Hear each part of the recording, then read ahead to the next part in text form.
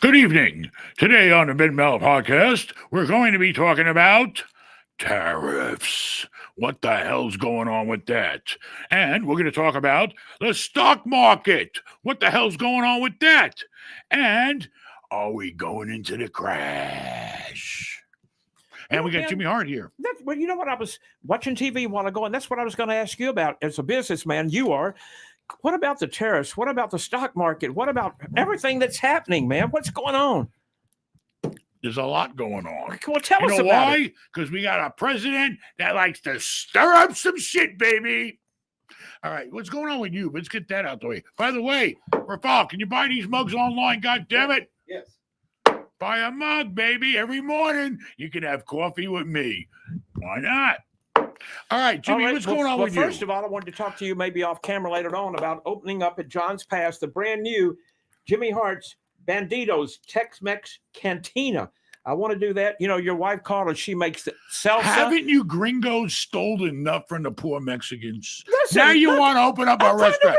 You don't know listen. nothing about Mexican food except how to eat it. Well, I just asked Carla. I would like her. She makes great salsa. She's so good with the Mexican food. And I just thought if we could look at John's Pass. So you want my wife to go open up a restaurant with Jimmy Hart? Okay, fine. No, I'm just saying she does. How about we start with it? How about we start with a burrito truck first? No, man. I'll get a truck. No truck. No taco truck. We'll call it Jimmy Hart's Taco Bus. No, I want to be at John's Pass. I love John's Pass. It's great over there. But that's what I want to go look at maybe next week. But other than that, we've been on the Real America tour, beer tour with Hulk Hogan the last couple of weeks, or a couple of months, really, which is doing great.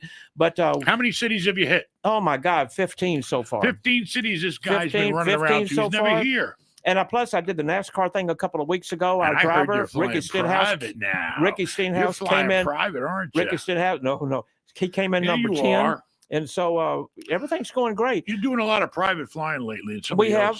I feel like Ric Flair, limousine driving, jet flying son of a gun. And look at me, man. We're on Learjets. We're up limousines. But when I come back, I have to face reality. I'm just old Jimmy Hart. Back in his Kia. I'm not a Democrat. Kia in front of my mansion. Hey, I'm not. I got a big mansion, and I got his Kia parked out front. Hey, I'm not a Democrat. You're ruining my image, Jimmy. I'm not a Democrat. I'm not a Republican. I'm just a jabroni. That's it. But if anybody doesn't know what a jabroni means, well, look. Let me ask you this. Let's talk about the tariffs. Let's talk about the tariffs. Let's talk about what's happening in the stock market. What's going on, please? It's hard to understand people. Everybody I talk to, it's kind of hard to speak your language. You know, you're from the South. He's from Poland. You guys say words like tariffs, and it sounds like terrorists to me. All right, tariffs. You want to talk about tariffs? What's happening? And by the way, we can't hit all the super chats. And I don't want people spending money and ain't getting none in return. So Rafal and Aaron came up with, listen, if you really want a serious question answered, you got to spend about $20. So it cuts down on the amount we get, and we can get to them all and answer them. So that's the story, you know, and hey, it's worth it to me, you know. That's a hell of a deal, man. $20. A lot of these people charge $100, man. This is crazy. Anyway, the point is, Aaron, don't forget about the super chat. So let us know when you got to do something. All right, here we go. I mean, the tariffs. You know what a tariff is? Yes. What? It's something that they put on to raise extra money. I think it is, you know, for their economy. You know, like I said, for over in Canada, they charge us for if they're bringing over, say, wheat or anything they're shipping over here. Weed. Well, I'm just saying. No, I didn't say wheat. I said wheat. Oh, wheat. Hey, see, where's your mind? Wait a minute. Whoa, where's your mind at? My mind is talking to a person that comes from the country. Wait a minute. Holy moly. Yeah, bring that weed in. I saw Raul laughing over there. Oh, I said wheat. I didn't say all right, so weed. Basically, yeah, you know, we're buying shit from their country, they're buying shit from our country, and before we let it in, we need some money. All right, so basically, the tariffs, you know, the point is, I don't understand why he has to blow it up into some giant crazy thing. One day it's going to be this amount, one day it's going to be 20%, 30%, 40%. I mean, let's just, you know, figure it out logically and set the standard. I always liked when I heard whatever they charge, we charge. That sounds fair to me. How could you argue with that? I don't see how anybody can argue with that. Whatever you charge me, I charge you. I don't know. Maybe there's more to it. I'm not an economist. I'm a realist. A real estate list. So basically the tariff thing's all over the board, but it is screwing things up. I mean, number one, I can't even get furniture right now. You know why? For my hotel. Because they're saying they don't know how much to charge me. What kind of stupid? I'm waiting for furniture for my lobby because they're waiting. They don't know because of the tariffs. If they go ahead and ship it to me, it could cost them a lot more money than they agreed to be charge me. So now we're going to start making. I don't know what to do, but it's holding me up. I'll tell you that shit. He needs to just come up with whatever makes sense. It's a good thing that he's bringing it up because we should get treated fairly. And we should get paid accordingly, just like they want to get paid accordingly. So he needs to straighten that shit out and stop, lingering on. Just get down to it. This is what's fair. This is what's right. And let's do it. And then we'll move on and not get screwed anymore like he claims we've been getting screwed out of all this money for all these years. That's the tariff situation. Get it straight, do it right, and let's just move on. Why? Because it's killing us. The stock market's going nuts over tariffs, even though, they're all worried. The stock market is the most emotional thing I've ever seen. More emotional than my wife. The stock market here is the lightest little thing. Oh my God. According to Yahoo Finance, Rafal did his homework. According to Bloomberg, $2.5 trillion has recently been wiped out of the stock market. And I know it's probably true. You know why? Because my account was down $1 million when I looked at it this morning. Okay? Well, it's true. People get worried. Oh, my God, the tariffs and this and that. And then also the tariffs have a tremendous effect on real estate because of building. Even maintaining everything, because let's face it, we get a lot of shit from other countries, and building. Listen, this shit right here, I don't know, these curtains are probably made in China. So, it affects everything. Everything you can imagine, in real estate that you need to build or furnish a property is going to be affected by the tariffs. Okay. Look, China. Made in China. Made in China. Well, you don't know why. Because, those poor people there are stuck and working for very little wages and a very, low cost of, their level of living is for the masses, not everybody, but the masses don't make shit and don't have shit. And their life is pretty much shit. I'm sorry. That's the way I see it. And I don't know why these other countries don't get with the capitalist program and let everybody be happy and everybody have opportunity. I just don't understand how humans still want to control. I don't get it. Let's talk about something positive. You just had 2 weeks spring break vacation going on with your family. Tell us a little bit about that if you can. 2 weeks on my boat. Ooh. You know why I like being on the boat, Jimmy? Tell me.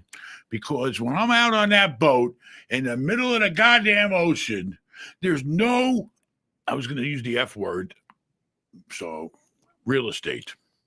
None. You look around, I ain't got to see nothing. No buildings, no nothing. It's just like, it takes me out of my world and puts me in another world. Okay, where I'm not looking and thinking and working and all that crap, So that's why I like it. It's peace. It's enjoyable. I hopped around, I don't know, half a dozen islands. I go to the island mon. The Bohemians are there ready. They got my conch fritters. They got all that waiting for me. The beautiful blue water. Oh my God. I've never seen water as blue as I have unless you go to Bahamas. It's you've been there. You know what it's like. With you, sure did. And, it's different. I like it, And it's a getaway. Plus, the whole spring break, I had 2 teenagers with me. Okay, Erin and my niece. Okay, I know where the hell these kids are at.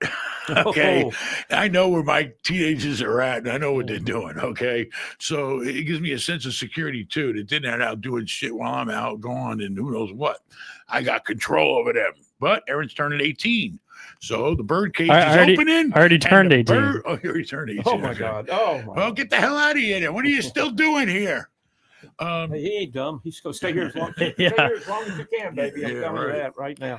He's getting ready to rent his own apartment. He's going to go to college. He's going to be a big shot. That's right. All right, Downtown. Jimmy, you're promoting a beer right now for Hulk Hogan, right? Real American beer, and it's doing really, really well. We're looking forward Real to it. American brother. Tomorrow we'll be in Orlando, Florida for the 7-Eleven. It's a big conference up there, so hopefully we'll be able to get some beer. So basically, what In you're doing 7-Elevens. is you're getting all these stores to pick up that brand, Right. Right? You got 7-Eleven going. And You a got lot of Circle K's. Circle K's. A lot of major markets. But that you we've got need going on. Wawa. Well, that might be next. You never know. You got to go after Wawa. Wawa. Wawa.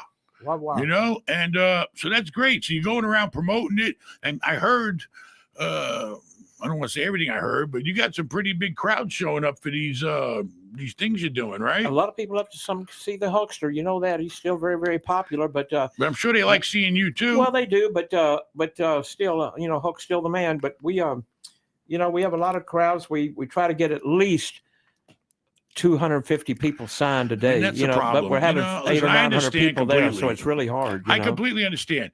You know, you only got so much time. You know, you got 1,000 people show up. You only got time for a couple of hundred to take pictures, and and it's hard. It's very hard. You know, so But it's good. But sometimes I only got time for 10 people and 20 show up.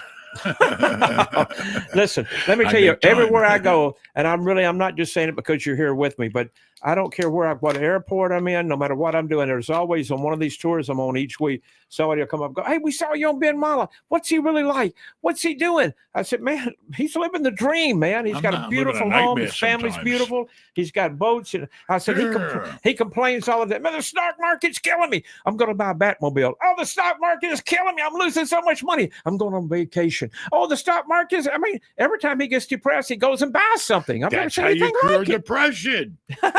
You know? But they love you. The but I fans know really you're love you. They traveling a really lot. do. That's great. Very good. They love you. And then what's your next engagement outside of pushing the beer? Well, the next thing probably going to WrestleMania, be WrestleMania 41 in Las Vegas this year. Don't you have a Comic-Con coming up? We should go to that. That'd be fun. Comic-Con coming up this Saturday. I'm in Orlando Friday. This Saturday, I go to Pittsburgh, weather permitting. And What are you doing in Orlando? That's for the beer or something Orlando else? will be the Real American Beer. It's And for then what about 7-Elevens. then you go into Then I where? come back here, Pittsburgh. and then I go to Pittsburgh for one day for Comic-Con. Then Comic-Con. come right back, You want to see Jimmy Hart? right You want to back. hang And out? then don't go to forget on Comic-Con at Monday Pittsburgh. night, karaoke every Hey. Monday night at Hogan's Hangout. Whenever he's in town, on every Monday night, Jimmy is hosting the karaoke at Hogan's No, Hangout. Nick hosted. I'm the judge. I'm one of the judges. All Here right. come the You're judge. still Here come the hosting. judge. I'm the Okay. judge. It's Hulk Hogan. It's Hogan's Hangout Right, on Mandalay, right. right next to the shopping In, center. in I used to Clearwater own, Beach. and he's still got the store and the shopping center I used to own. What right? they're doing now, business is pretty good. Business is booming over there. We hopefully should we're buy it knocking out back. the people next door had a little jewelry store. They finally left. And so we're knocking out the wall. Well, we're not, but Ron Howard's knocking out the wall. So they're going to expand that store. Plus, Huck's just opening a new That's store up in great. Pigeon Forge, Tennessee. So they just found a building up there. So they're going to open another one up there. So everything's looking pretty good. Do you know that I'm not trying to take credit, but I was involved. Well, I rented You him know his you first were. space. You did great. I thought it was a great idea. It was a great idea. Let me Was tell it you what my he idea did. or Mike Bona's idea? Well, I think he introduced you to Huck and everything, and then But yeah, he opened up that store, and it then was you great. inherited me. So Well, I'm I like a was pimple over on there. prom night. You Well, can't get rid of me. What are you gonna do? But like I said before, but we had the Hogan's Beach over there. Hey, it was a great place, man. The way you fixed it up and put the memorabilia in there and had so much stuff going on. We were drawing 2,000 and 3,000 people on the weekends. It was He still got the crazy. shop in Orlando. Pardon? Does he still have the shop? Oh, in still Orlando? has the shop in Orlando. There It's you go. doing He's great. got memorabilia shops. He's got income coming in. Yeah. It's great. I'm But happy. you started it all. Listen, if people could come together and you have an idea and two people say, listen, I'll do this part, you do this part, and you have a plan that makes sense, it's going to work. And everybody, is happy. So I'm glad it worked out for everybody. But you put a lot of blood, sweat, and tears into the place over that we had the Hogan's Beach over there. A lot It of really turned tears, out a lot good. of tears, a lot of tears. And now it's sitting there empty. I know. Okay, so basically the story is I bought the hotel for, I don't know, 16 million bucks or something. And then we went in there and Happy pretty much fixed up the whole place. It was owned by George Steinbrenner at one time. You know that. He used to Right, keep the right. Yankees there. Yep. It's right in Rocky Point, Tampa. So basically, Happy went in, he fixed up the whole place. It was under the brand of you know, it was under a hotel brand, Best Western at Bay Harbor. And then we opened it. I had walked into it. It was a rundown restaurant there. I don't want to mention the name because the guy that owned the franchise or was a friend of mine. Anyway, it was run down. It wasn't managed right. It was a piece of crap. We came in there. We stripped the place to the bone. We fixed it all up in Hulk's likeness. He worked with me to put his name up there and had a big sign, LED on the road, and it was great, you know. And then we had worked and made money. But then we sold it because, you know, let's see, we're in business to make money. So we flipped the hotel. I think we doubled our money. And we sold it like $34 million. And they didn't want to keep the Hogan theme because they thought, which they were stupid, they should have cut a deal with Hulk Hogan. They should. You're right. But you can't tell people what to do because they're out of Chicago. We're big shots. We're going to go high end. So they thought that Tampa was Miami. Right. Tampa's not Miami. Never will be. Tampa is its own market. And you can't go to one city and think you get a copy it in another city just because they're in the same state. So their whole Miami thing, they ripped out a volleyball court. They put in $1 million pool. They went crazy. And they did a lot of nice stuff, but they were going to go high end. Tampa's not high end. I'm sorry. It's not like Miami. So now it's sitting there all closed up. But that led to me going to Daytona Beach, Florida. For Ben, had a little small bar up there. I didn't make a lot of money on that hotel. Well, you know what though? You turned out good. Million, I think it's a Comfort Inn now when you sold it. Well, that was a smart, probably a good decision. The guy that bought it from me took it to the next level and put a franchise on it. Right. I could have done it, but I didn't want to stay in Daytona. Daytona wasn't a town for me. I'm sorry. A little rough. It was really rough. Yeah. You couldn't find help. It was a rough town. You got the bikers. You got a lot of people coming there to party hard, baby. I had to get a gun permit. They would jump off the fucking roofs almost, the top balconies into the pool, like 7 stories. They're nuts. The spring breakers are crazy. And then the storm came through. Jimmy Hart lived there. All right. So basically, that's the story. All right. You win some. Ready for the callers. You lose some. You got any super chats, Aaron? Yeah, I do. Shout out Christine. Thank you for the first super chat. Ben, are you still holding into the stock market? Buy low, sell high. I bought an early Tesla 270, in which I think Tesla per share is this price. All right. I mean, basically, I don't have a lot of time. You're going to be in the stock market. You got to be in it to win it. Okay. Because let's face it, you're gambling. Okay. Intelligently gambling, and using some sort of basis, hopefully, when your decisions are buying and selling. The point is this. The one thing I do know is that if all this money is out of the stock market, and I know for sure because my money's gone, then that's because people sold. Stock goes down when people sell. That's as simple as that. All right. So people sold, stock went down. And now you got to know when that bottom's out or close to the bottom, because that's when you got to get in. You got to get in when it's down and ride it up, baby. I mean, and it's constant. It's up and down, up and down. But when you get those moments when it goes way down, that's when you got to jump in and go up. Do I have time to look at AMD and all the tech stocks? That's what interests me. No, I don't. I'm sorry. I'm running a portfolio. So, but I'm going to tell you right now, the stock market can work, but you got to use some sort of common sense, or a lot of it's timing. Timing is everything in life. If you're at the right place at the right time, then you're going to make money. Okay. It goes with real estate. It goes with stocks or anything. You got to have that serious enough flags come up to tell you, listen, it's the right time. All right. And that's it. But me personally, I haven't been trading any stocks. I do have some money where I let Merrill Lynch, I let them play with a little money, but then most of everything's in muni bonds because I like tax-free muni bonds. At the end of the year, I ain't gonna pay no tax on all the interest that I got at the 5% tax-free. In my world, that's like collecting 8%. Okay, because I'm in a 37% tax bracket. So I like to just play it safe. And look at it this way, 5% every year, the account grows. Why? Because all I do is I take the dividends and let them just keep buying more bonds with them. So I just keep accumulating a tax-free muni fund. And this way, when I drop dead, my wife ain't got to worry about making money and paying taxes and nothing. She can just sit back and have a good time, baby, tax-free. I'm going to set her ass up. I mean, why wouldn't I? It's better than something bad happened to her and the kids too. So that's my plan. All right. And we got a caller. All right. We have a caller. Oh shit. For a second, I thought it was Brooklyn Mike, but this guy's got teeth, and Brooklyn Mike, you got a beard. You got a beard, right? All right. How are you? What's up? Unmute you, sir. Can't hear you. Yes. I Don't scream. Do you hear me well? What's up? How are you? Who are you? Where you from? My name is Miguel. I'm from Quebec, Canada.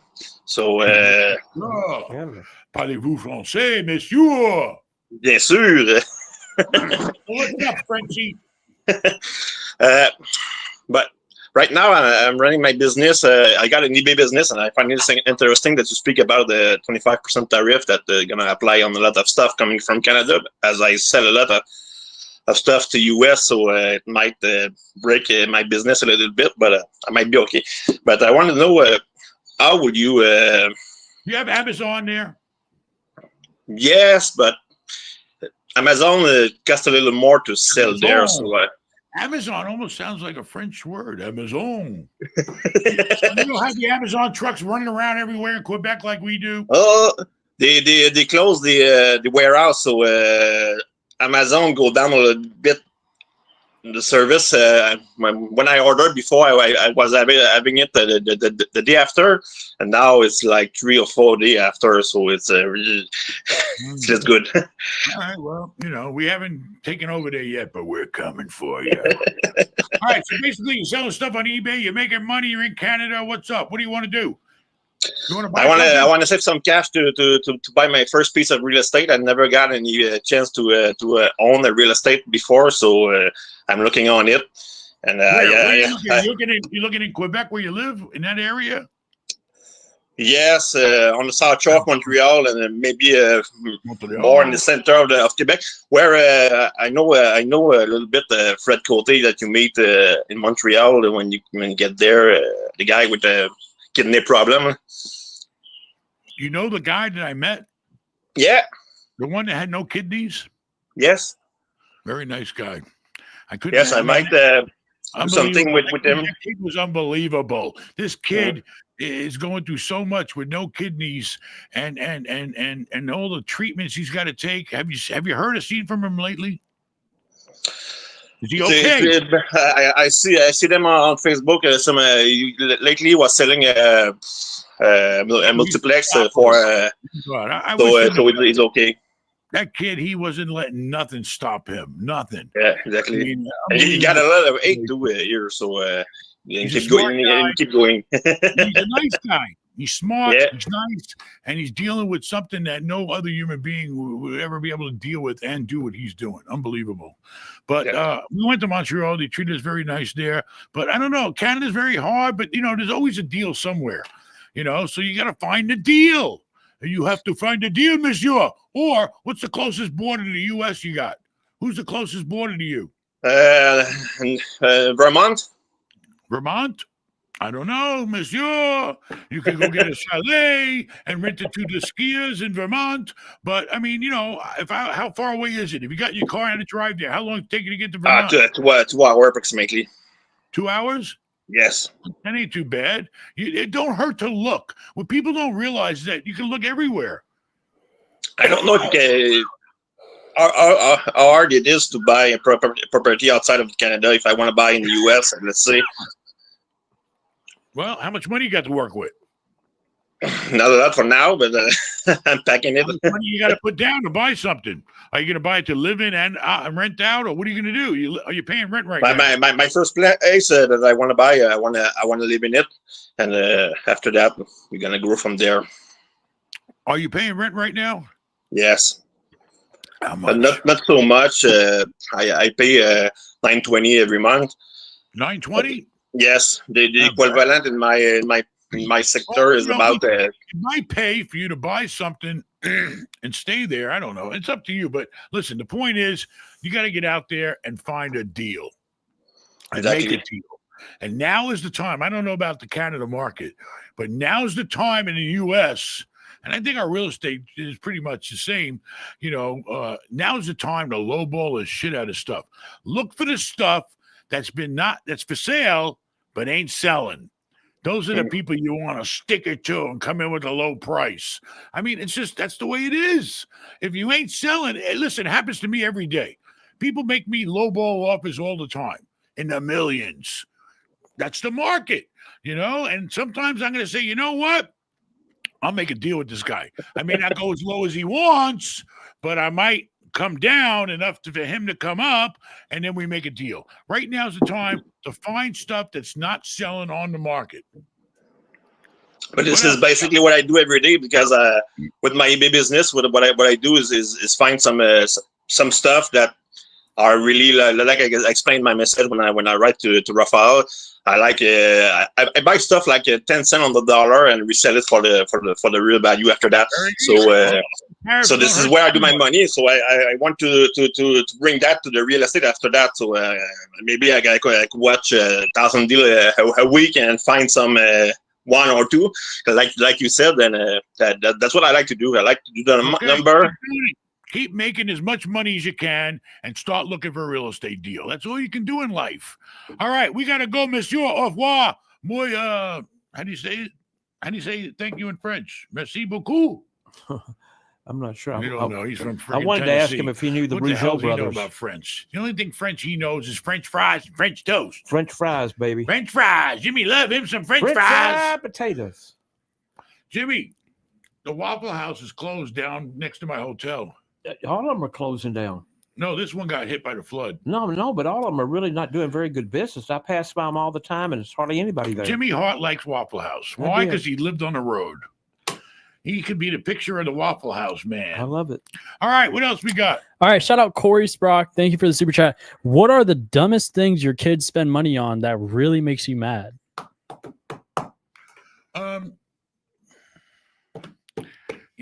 Honestly, except for Aaron's little fetish with jewelry and watches and crap, then that's the only thing I get irritated on, because I don't think kids need to be worried about having diamonds. Your ass ain't made those diamonds. And remember, diamonds are not your best friend. You know why? Why? It's the person that bought them. That's your best friend. Anyway, my kids, luckily, my older kids, I can't tell them nothing.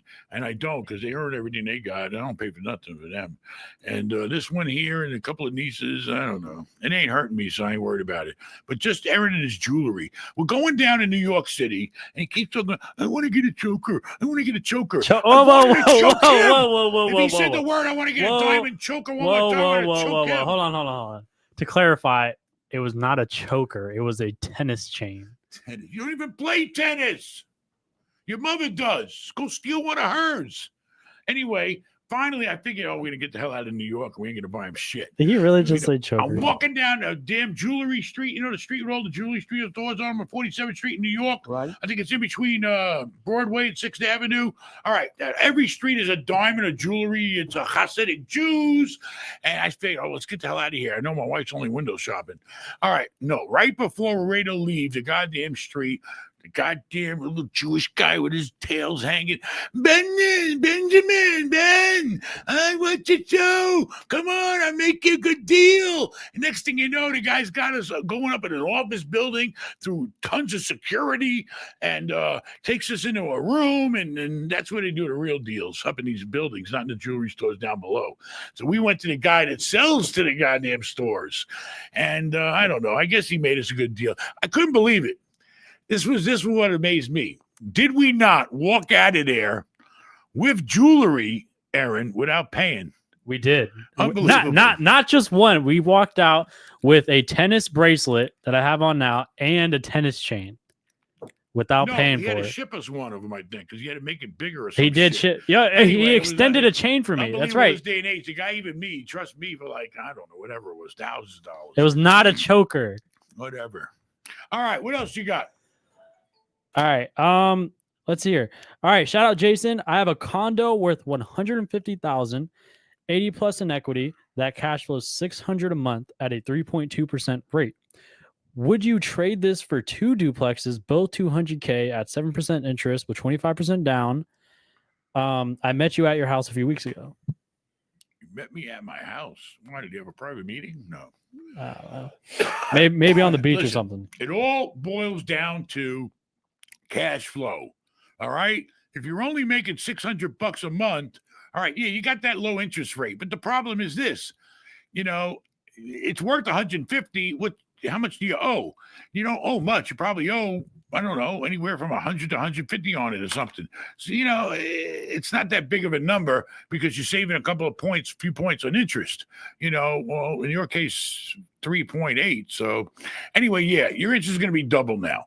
You got to work the numbers. Sit down and see if you buy those 2 duplexes and you borrow the money, what is your NOI going to be? All right.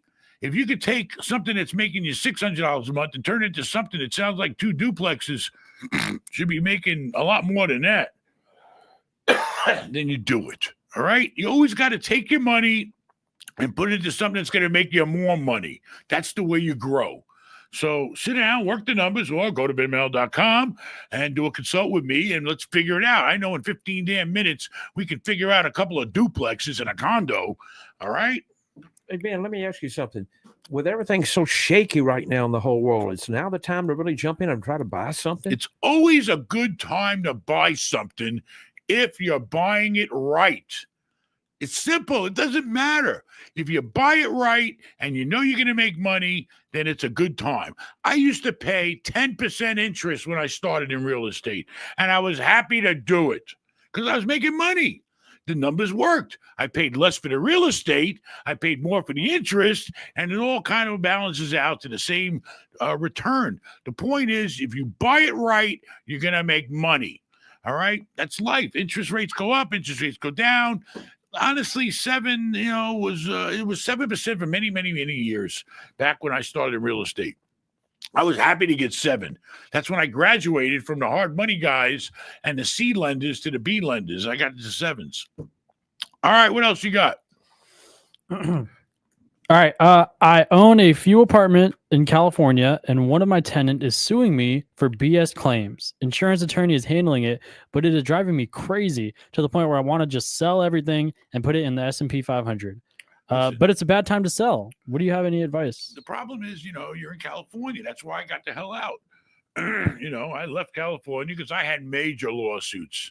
I had phony bullshit class action lawsuits brought against me. Totally bogus. And the people get all this free help to come after you. And the landlord is like a bad person in California and New York too. It's ridiculous, because too many of one type of people have taken over that area. And now, they're screwing it up. I mean, basically, listen, thank God insurance is handling it for you. But the problem is you're probably not collecting rent right now. That's the problem too.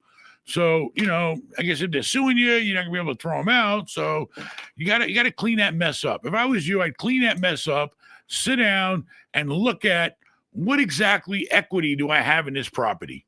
And what can I do with that equity? And if you could take that money and dump that property, even though the market may be down right now, I mean, California is still expensive. You should get a decent price. Depends on how much equity you got. If you got a decent amount of equity, figure out, okay, if I sell this property today, all right, and then I pay the tax if there's any on it, excuse me, which California is going to hit you for their money too. What am I left with? Always know what you're left with in money-wise after you do a deal. Before you do the deal, figure it out. I sell it for this price. We got commissions. We got closing costs. We got taxes. We got Fed tax. We got state tax. In New York, you got city tax. You believe that shit? You get hit 3 times, 3 different punches. Boom, boom, boom. You know what happens? Your ass gets knocked out when you got 3 different taxes coming after you. Anyway, figure out what would you net. Go out and get an opinion from a good real estate agent on what you can sell it for based on the comps. Figure out what kind of cash you're going to have to work with. Then, if you take that cash and you feel like the S&P 500 is down there right now, and you think it's a good time, then do it. I mean, worst comes to worst, a money market account is paying 5%. You can put money in the bank right now and get 5%. So that means every $100,000 you got, you're going to get $5,000 a year. It's better than nothing, So anyway, tax-free muni bonds, 5%, and you can put it in the S&P 500 if you feel that strongly about it. But the point is, figure out what you got to work with and what you're giving up. But get the hell out of, get that lawsuit put to bed. Hopefully the insurance company will settle it, put it to bed. But make sure, if I was you, I would make sure that it's stipulated. If that goddamn tenant wants to sue me, then get the hell out. Go on. Make it part of the settlement that if they get some money for suing you for some bullshit reason, probably, then they got to leave the property. Make sure that's in there. They got to vacate. Okay, people, they don't get it. They don't get it. You shouldn't have to put up with somebody living in your property you don't want. You can't get along. Can't get along? Go find another landlord. Okay, you don't own this place. You're not on the hook for the mortgage, the taxes, the insurance, the maintenance. People always say, "Oh, the landlord." Bullshit. The landlord's got a lot of responsibility and a lot of liability. All right, figure out what it's worth, get rid of it, and invest it. What else? Nice. All right, shout out Jonathan. Thank you for the super chat. How can an investor optimize depreciation recapture, QBI deduction, and capital gains when selling a short-term rental used for personal/business use while minimizing audit risk? Okay, listen, I'm not an accountant, but basically, if you depreciation is depreciation, okay? You're gonna have to recapture it, all right, after you sell the property, unless you're 1031. All right. But everybody, you use your depreciation. If you buy something for $100,000, you're going to depreciate the $100,000 minus the land, okay, which is a small portion, divided by, if it's residential, I believe it's 37 and a half years. Or is it 27 and a half years? 27 and a half years. I'm sorry. Commercial is 40. So, you divide it by 27 and a half, and every year you get to write off that amount off of your income and not pay tax or defer your tax on it. Okay. So basically depreciate as much as you can. You can do accelerated depreciation too. That's something else. You got to talk to an expert about that. If you want to get up all that depreciation up front, but then you don't have it later. I don't know. Every situation is different. Let's see. In capital gains when selling a short-term rental, it doesn't matter whether it's a short-term rental. The whole thing is make sure, I hope you owned it over a year, because the difference is over a year is long-term capital gains, under a year is short-term capital gains. Okay, you're going to pay big tax if you don't own something for a long time. You understand that, Jimmy? If you buy a property, right, and you sell it in less than a year, then you're subject to short-term capital gains, which is much higher, almost double, in my case, than capital gains. Long-term capital gains is after 1 year, like if you buy a stock and you sell it and you made money, if you held that stock less than a year, you're going to pay the same as your income, which in my case could be 37%. Damn. If you held it a year, you only pay 20%. All right. So basically, there's nothing you can do except, you're not going to be audited. But if you said short-term rental, I mean, you're renting the unit out short-term, that doesn't matter. If you're renting out by the day, the night, the week, the month, if you had it less than a year, you're going to be paying short-term capital gains. So keep it a year. I always make sure I always own property for at least a year. You really probably 2 years would be even better. So that's why we stayed in Daytona for 2 years. That's right, baby. I had to wait until it was long-term capital gains. All right. What else you got, Aaron? We have a caller. A caller? It's a Zoom caller. Hello. How are you? How you doing, on? Ben? Hey, Nice how to you meet doing? you. Good. Hey, I want to thank you. I watch you all the time, and first-time caller. Thank you for inviting me or letting me be on your show. I currently have a speculative real estate, commercial retail, about 10,600 square feet. I'm trying to go about $27 to $30 a square foot with $6 triple net. I wanted to ask you, I added a TI allowance to make it a little bit more seductive. I tried to do about $50 to $75 a square foot. And I was just wondering, sir, if there was any advice or any recommendations from your wisdom that you could kind of help guide me. You're sitting with an empty 10,600 square foot property right now? Yes, sir. Where? It's in Richland, Washington. I don't know if you're familiar with it. It's about 2.5, 3 hours south of Washington State. Yes, sir. Yes, sir. I don't know about Washington State. But anyway, the point is this. Okay, the TI. I mean, you're going to advertise it like that. I mean, basically, the TI is all about the tenant. Yes, sir. Depending on the tenant you get. What was the last type of tenant that was in there? Sir, this building was built brand new. The area, why we decided to build it there, it was because the neighborhood has about 4,700 homes. The community is about 95,000 people within 5 miles. And that's what we were kind of using to kind of help us. But let me ask you a question. Yes. Okay. When did you get your CO? That's a certificate of occupancy. I'm getting it today. Today. Yeah. Today you get your CO. The building's ready to be occupied, Yes, sir. right? Yes, sir. Okay. You know, I'm sorry. I'm just telling you what I would have been doing. Okay. Yeah, Number one, I don't like to build. Okay. And we have done it without having a tenant. My son's done it, but he's able to get tenants. Yes, sir. Okay. We were on streets that we knew we could rent. So yes, sir. we didn't wait. But you should have been marketing that thing since it was dirt. A sign up there, coming soon. You should have been. How long you been building the damn thing? I mean, I'm not trying to pick on you. No. Hey, this is Ben, the I way appreciate you. I can handle it. I can handle it. Well, when did you start building it? When June did you 1st, decide, 2024. when did you buy it? I bought the land. I bought the land June of 2023, and I started building in 2024. So literally, I've had it for 6 months. The point is, when you bought it to build. Yes, sir.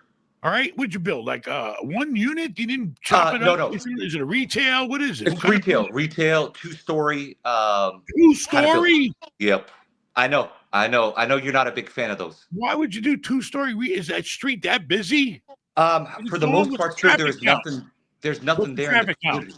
You know the traffic count? Yeah. It's about 36,000 cars. I mean, the point is that, let me tell you, I know a lot of developers. They build a lot of retail and they all make big money. You know why? Because they're if they ain't got that tenant lined up before they even decide to buy the land and build the building, they already got tenants lined up. Yes, Just like my son did when he built a building. I saw that. Then, at a minimum, the day you buy it, you put a sign up, you put ads on, you get a leasing agent, and then you find somebody that's waiting for you to build it. I mean, you need a friggin' leasing agent yesterday. You need a commercial retail leasing agent. Is it on LoopNet? I mean, is it on LoopNet? Yes, sir, it is. Is it on CoStar? Yes, is sir. Is it a sign out there? Yes, sir. What the hell's in the second story? That's where I wanted. That's where I wanted to kind of introduce like dental or something upstairs, but it just kind of came down. Medical office. Yes, sir. Yes, sir. The point is, you can't just go out and start building shit until you know the market. Yeah, sir. I don't even want to ask you how much you rented this deal for. I really don't. I don't want to ask you how much. Land and building, how much? Land and building, all in total. I'll tell you what. I'll tell you. Yeah. I was going to say $3 million. Yeah. You got a good. Right, listen, you're in a position now where you got to get busy. You got to get serious. And who's your leasing agent? You got a leasing agent? NAI, Vicky Montegudo and Bryce Young. But Vicky Montegudo. But listen, are these people actively leasing things? Is that all they do every day? Are they in touch with people that fit that space in that market? What about this? Yes, sir. How many door entrances do you have to the front on the bottom? I have a total spaces? of 6. So it's like 3 spaces. Each one's about like 1,800 square feet, 1,500. All right, so it's already split up. Yes, sir. All yes, right. sir. So, I mean, typically those type of properties, you need necessity, essential real estate. You need nails, you need hair, you need food, you need medical, dentist, eye, hearing. I don't give a damn. You need a leasing agent that's going balls to the wall, contacting everybody they can. All they got to do is go find other successful companies that are about 5 miles away. Yes, and then a lot of times somebody will want to open up another. What's the background noise? I'm a physician, sir. You're a physician. Yes, sir. Stick to goddamn medicine, okay? Now, hey, let me ask you this. You can't fix it up with, you can't find you don't know any doctors or anything, a doctor, a pharmacist, anybody, a chiropractor. Stick to the medical field. Make it a medical building. Put nothing but medical tenants in there, and then it'll become like a real medical building, a one-stop shop. Go get a goddamn, I don't care if you get fucking Botox in there. Go focus on what you know, where you may have an in. Yes, sir.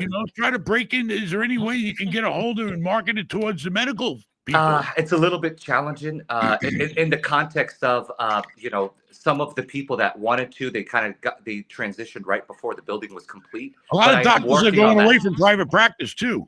Yes, sir. Yes, sir. That's one of the biggest problems.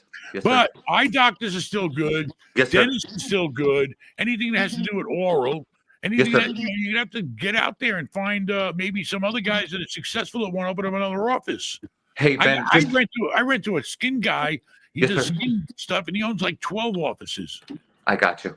Hey, Ben, I had a quick question. I mean, I really did from the very beginning. I did get a broker from the very moment that I had the land, and it was just being like, no, we'll wait until the building is more close to complete, and then they kept like pushing me, making me feel like I'm anxious. And I tried to explain that I'm trying to get it You pushed. put a fucking picture up of a You're right. rendition that you got from the architect You're on right. a big board and stab it in the goddamn ground for all the cars to see, because one of those cars could possibly be a tenant. Yes, You sir. can't get, I mean, if you have to, you may have to start going to franchise foods. You know, I don't know. You have no Yes, sir. drive-through, so that'd be an issue, but not a deal killer. Yeah, But I have a listen, drive-through. you need to lease it. Yes, sir. You got to get a leasing agent. And if the agent ain't producing nothing out of a vacant building, then you better get another agent. I'm telling you. And find an agent that you know is active. Make them prove to you, yeah, I just leased this over here. I just leased that over there. You know. And the community that I'm in, Ben, I'm a little bit limited with the amount of commercial real estate agents that are quote unquote good. I'm wondering, at what point do you start to say What's that the you gotta biggest city you're near? say that one more time, Seattle. boss? You near Seattle, yeah, Seattle's about 2.5 hours away from me. But yeah, I'm just wondering, in your situation, like how many months would you go, or how long before you fire a commercial broker and look for somebody else? How long did you sign them up for?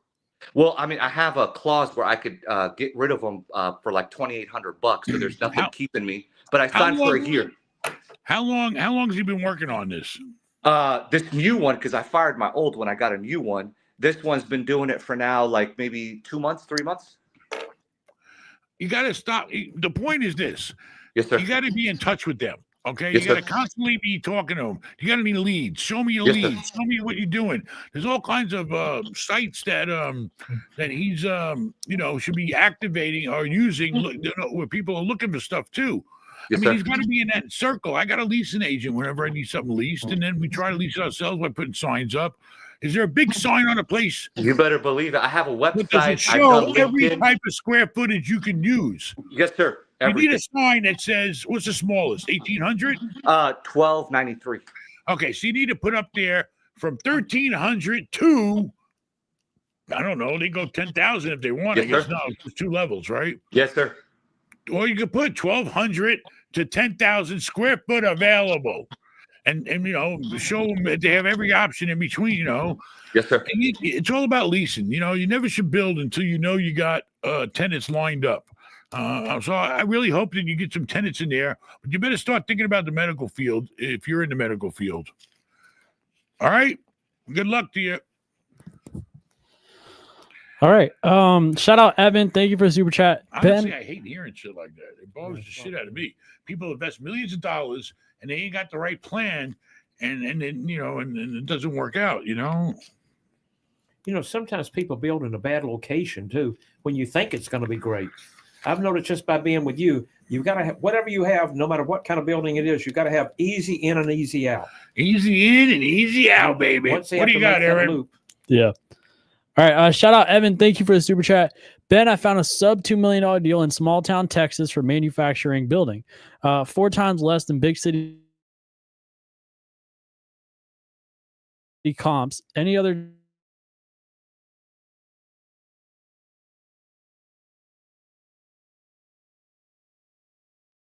building? I don't know what that means. Does it mean that it's like a warehouse type place or industrial? 4 times times less than the comps. Big city comps.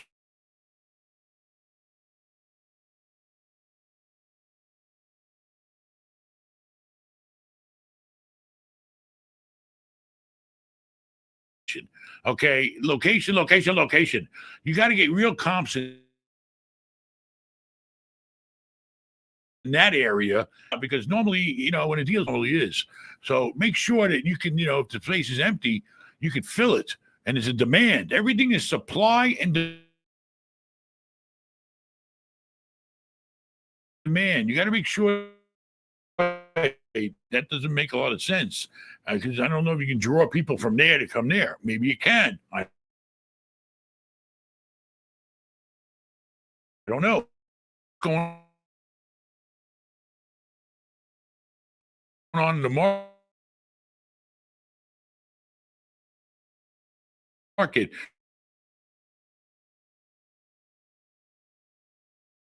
Look up any, or it's okay to go a little far out, but not too far out. Be careful with just small for a reason. Memphis. All right. What else? Let me see. Arizona want to buy a What are your thoughts on Phoenix and my plan? Buy and take one step at a time. If you're looking to move to Arizona, you're going to be able to. You're good, you got your bad, and you got your ugly. I'm just kidding. Jimmy looks better than me, and he's like way older than me. I mean, seriously, buying a fourplex on an FHA is very, very smart. Okay. And if you're a first time home buyer and maybe there's some more assistance you can get on top of it, but you buy a 4-unit with FHA with 3.5% down, you live in one of the units, maybe after a year you'll move out, maybe you'll move on, maybe you'll make money on that property, maybe prices will go up, maybe you'll refinance it, maybe you'll sell it. I don't know. The point is, take it one step at a time. All right. The first step is moving to a new state in a new city, making sure you're stable and established, and get pre-approved now for FHA. Because once you're pre-approved, then it doesn't matter where you borrow from, as long as it's in the United States or one of our territories. But get busy, get pre-approved FHA, start looking for the fourplex, start figuring out what you're going to do to settle in down there. All right. Hey, where did it say he was moving from? I don't Arizona? know. He didn't say. Probably where you're from. Where you from again? Tennessee. Memphis, Tennessee. Memphis. You got some bad storms down You got there. anything else, Aaron? People, they're paying. You got to give them their money's worth. Yeah, we got a caller. You have a caller. Uh-oh, this guy looks tough. This guy looks like a tough guy. What's up, tough guy? Ben. How are Hey, you? Ben. What's going on? How you doing? What's up? I'm good. Big fan. Thanks for having me on the show. So I'm 38 years old. My wife's 31. We're looking to start a family. I own a $300,000 condo inside Northern Virginia, about 15 minutes out of DC. Everything's really expensive here. It's a really old condo, 1965. My decision is the year I was born. There you go. So my decision is, do I, if we want a decent house around the area, it's going to be about $1 million. But I really want to keep the condo and rent it. I'm just worried that the maintenance on a really old condo might come back to haunt me if I'm renting the unit. And then if I decide to do that, I can only live in a house. I can only buy a house where I'm going to have a much longer commute, maybe around 650 to 700,000.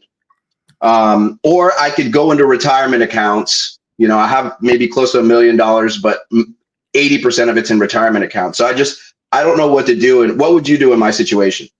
All right. You're living in his old ass condo. I'm just kidding. All right. Yeah, so how much you owe on a condo? So I have 15 years left, 2.9%. I owe 75 to 80,000 left on the condo. You only owe 85,000, so the low interest rate ain't really helping you that much. Okay, so you owe about 80 grand. Okay, so you got $220,000 in equity in the condo, right? And if you rent that condo out, how much rent are you going to get every month? Oh, what's the association? So I'm the really low association fee, so I only pay about $350 in association fees. I could probably get about $2,200 for the condo. My mortgage is like $900 a month. 900, 350. Let's see, those would be all your expenses, with the exception. You got to fix the place up to rent it out. No, I might have to redo one bathroom, but I've done everything else. I'm just worried, like the condos really, they put everything on us. Like usually it's not like a walls in policy, like right. Wherever they can find to make us do it. All right. Yeah, so basically it all boils down to your $220,000 worth of equity is going to get you $1,000 a month on a good day. Oh wait, what about property taxes? What about insurance? Yeah, I pay those, but that's all rolled into the mortgage. How much property tax? Everything's included in the 900, right? Because you only owe Yeah, everything's in the 900, and everything's included in 900. All right, very good, very good. So basically, you're making $1,000 a month on $220,000 worth of equity, which 22,000 you're making basically, 5% on your money, the same money you'd make in the bank right now. So I wouldn't rent it. I'd dump it and get that 220 grand. And you live there for how many years? How long you been living in that condo? 12 years. 12 years. The 220,000 is tax-free, baby. Tax-free.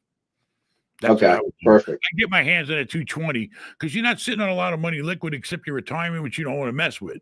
So you'd be better off taking that 220 tax-free, sticking it in a money market account or a tax-free muni bond and getting 5%, whether, okay. you. So that's And I would keep that condo as a rental because, the first time, you got to replace a friggin' something, a stove, or get ripped off by a plumber or AC or heating or some shit, you could eat up a month's rent. So you're not going to make the 11,000 a year. 12,000 a year. Okay. So if I was you, I'd say, listen, it's time to move on. In my opinion, even when with all your equity, it doesn't pay for that kind of cash flow. You don't need the risk, you don't need the liability, and for what? You get the same damn money if you put the money in the bank.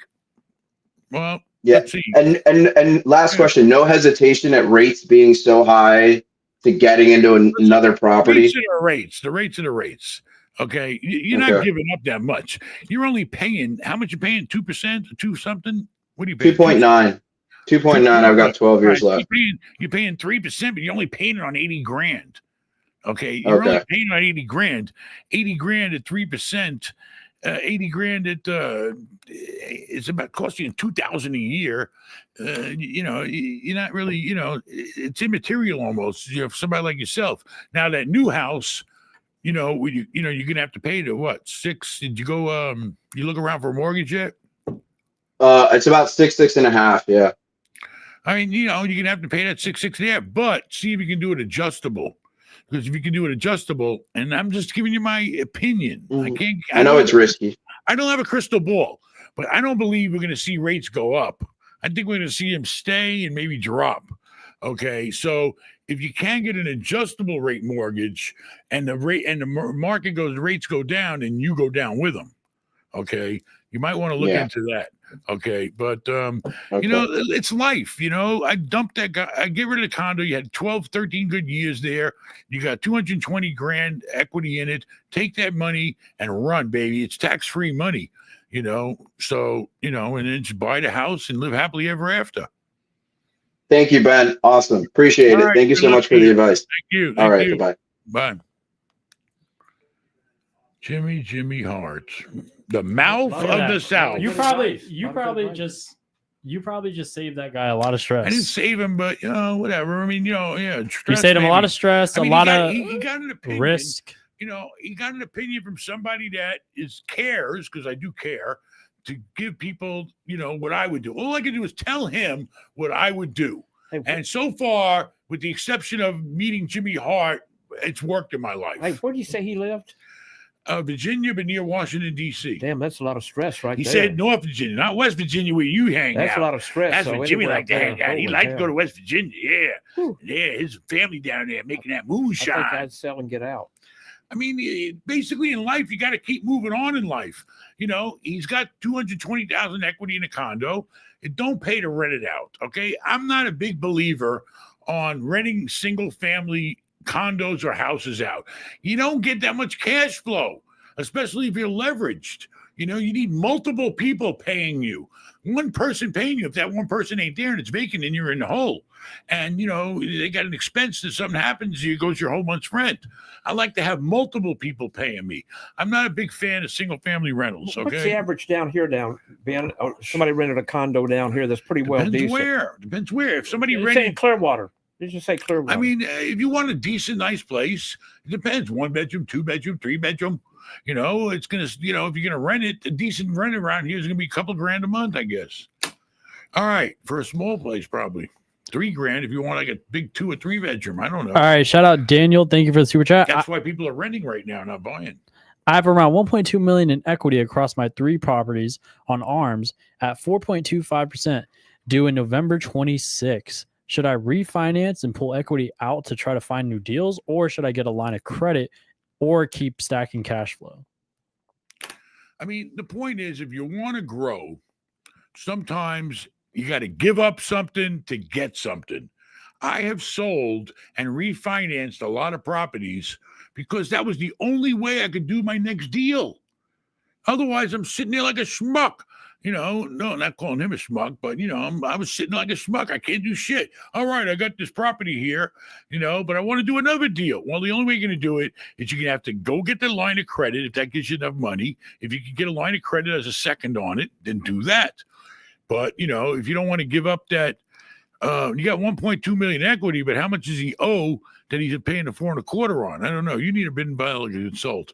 We need to sit on the phone and really work the numbers. But basically, that's a lot of equity to have. And if you need to convert that equity to liquid so you can do another deal, because you can't do shit with the equity. It's just sitting there.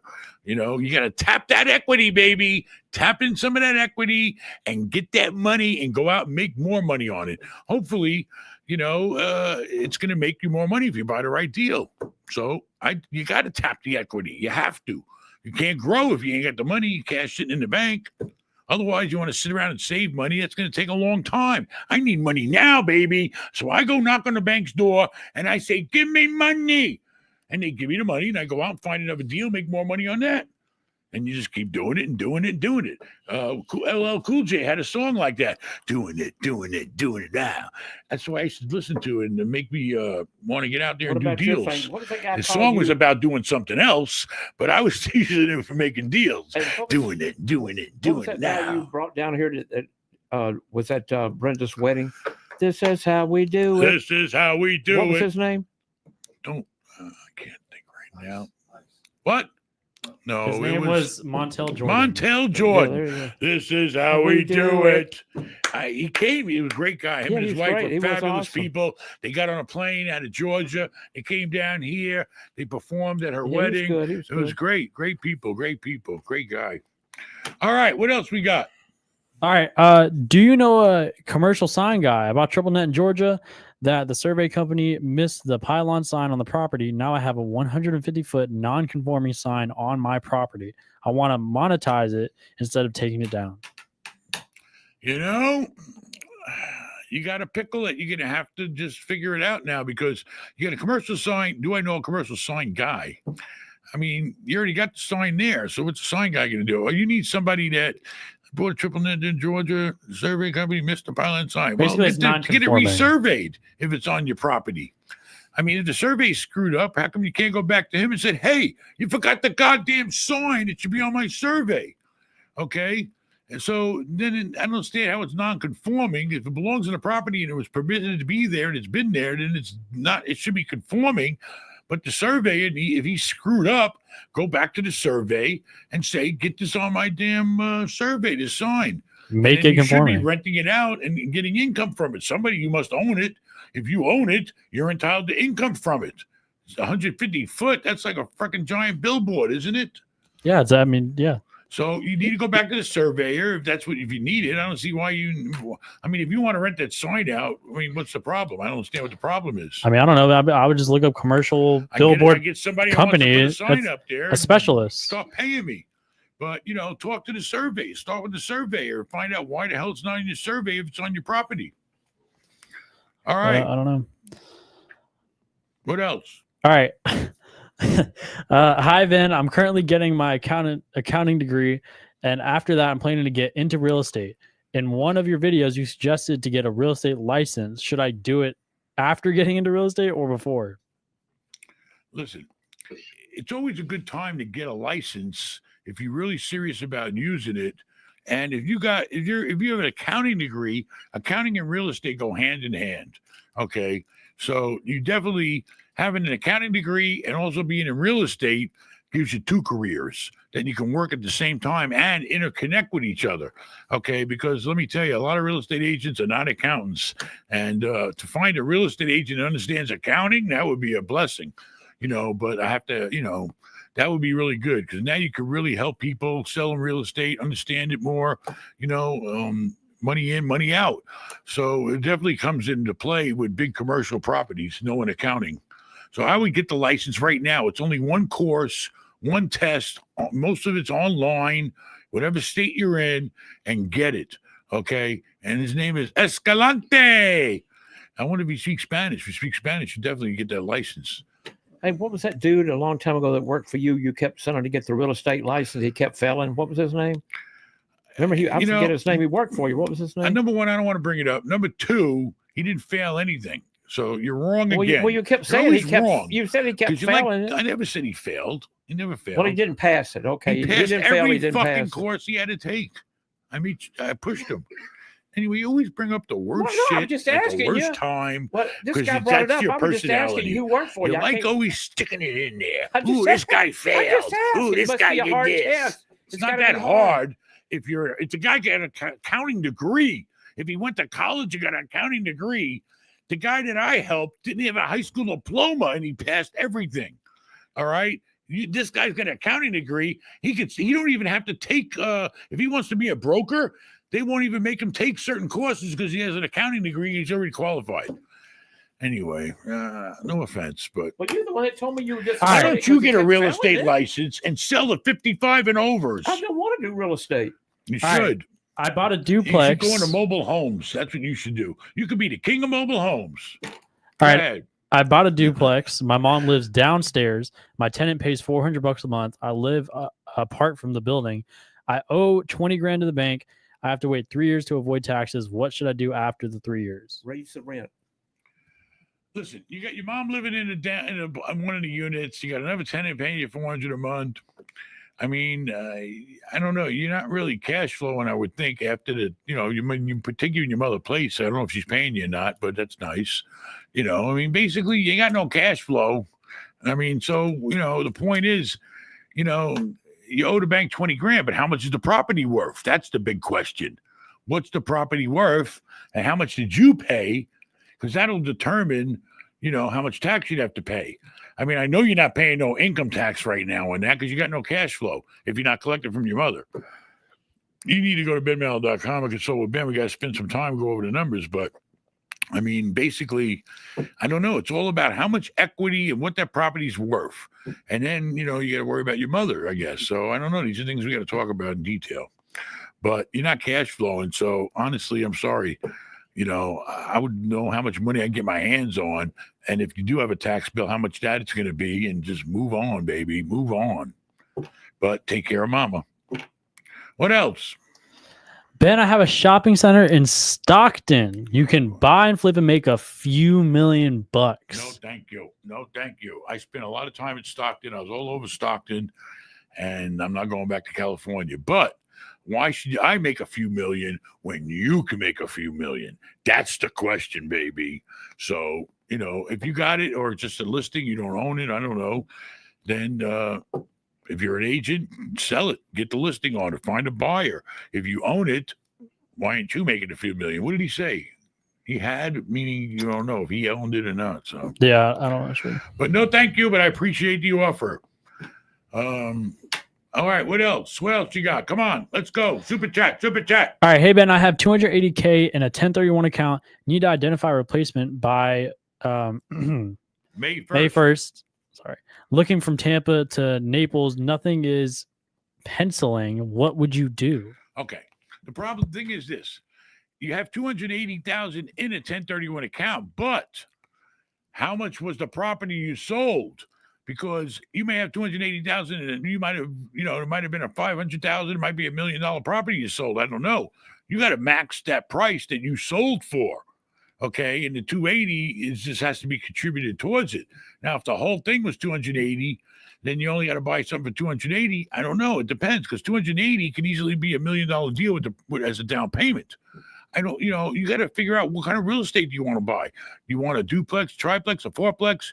I mean, with $280,000, I don't know. Like I said, it could be easily over $1 million deal with that as a down payment. You need to go to benmail.com and call me up and let's talk about it. I mean, I can tell you basically what I know about Tampa. Naples pretty expensive, But it depends. I don't know. Do you need to borrow money? If you buy something, you just want to buy something for 280 grand. I don't know. You got to get a hold of me. I can't just throw an answer out there without having all the information. But I will tell you this: your clock's ticking. It says replacement by May 1st. Holy shit! That's a friggin' month. It's over. Less than a month. You better call me right away and see if we can do something to save you from paying tax. I don't know what your gain is, but your gain, if you're here in Florida, could easily be roughly about $56,000. So you might lose 56 and you might pocket the 230 if the 280 is only your gain. That's not bad either. I don't know how where the money came from. So we'll talk about everything. But get a hold of me if you really want to get busy. That's an emergency right there. You're talking about 911, baby. Less than 30 days on the 1031 expiring. Come on. Hey, speaking of that, when are you going to do another appearance? I'm appearing right now. No, your real estate appearance. So, I'm tired. Live and in living color. I know. We'll do them soon. I'll have to talk to Happy. Happy control everything in the hotels. No. All right. What else you got, Aaron? All right, I found a 5-unit I'm interested in. Can I merge it into 4 units to qualify for FHA? No. Or would they not allow that? They will not allow it unless, if it's 5 or more, it's commercial. 1 to 4 is residential. Unless the thing was empty and then maybe you combine 2 units. And that's what he's saying. But I can't guarantee it. He's saying merging 2 units into 1. I think if you went out and got permits to do it and you did it right, then yes, I believe it would now be decreased, which is, I've never heard of that, but it's the first time anybody ever approached me with that. That's a good one.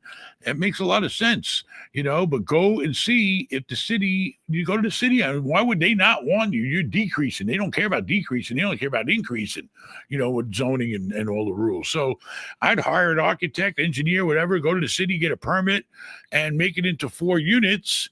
But before I would do that, I would check with a broker or banker that's going to give you the FHA loan and run the address and as a 4 units to them and see if, there's going to be any issues that come up. Because better now than go through all this shit and not be able to buy it.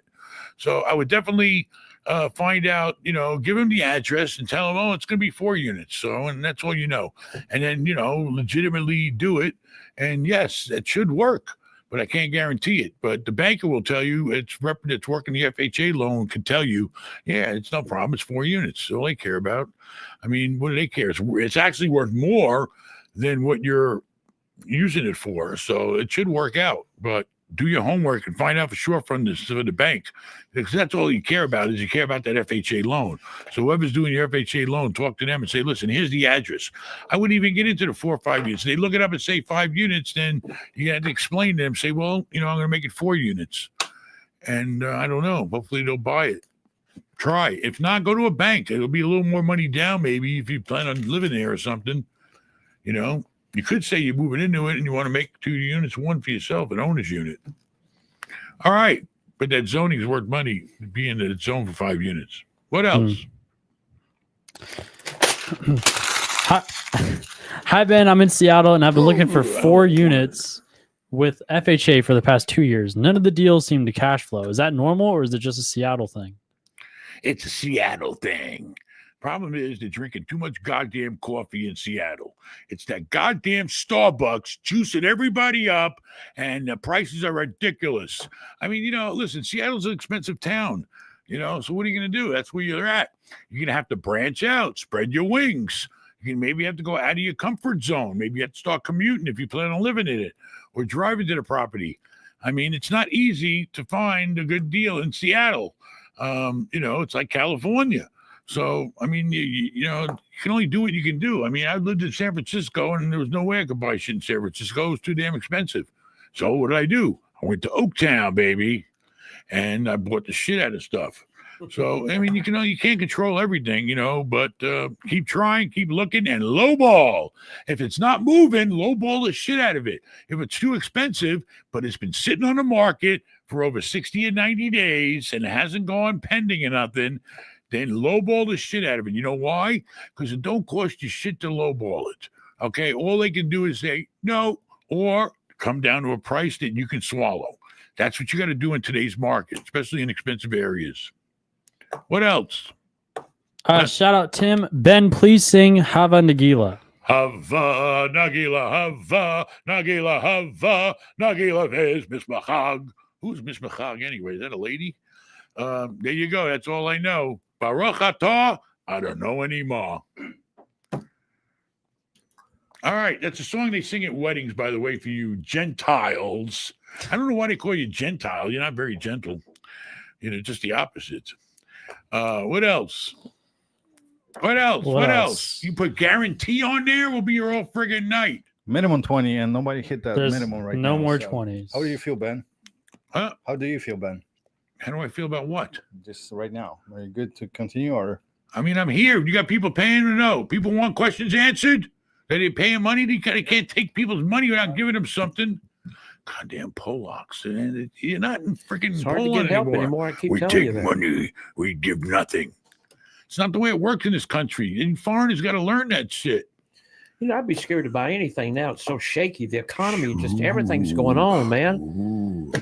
It's always like that. Yeah, baby. not always. I mean, I don't know. Everything's a fuck. Life is a roller coaster ride. You get on and you ride it, baby. That's what you do.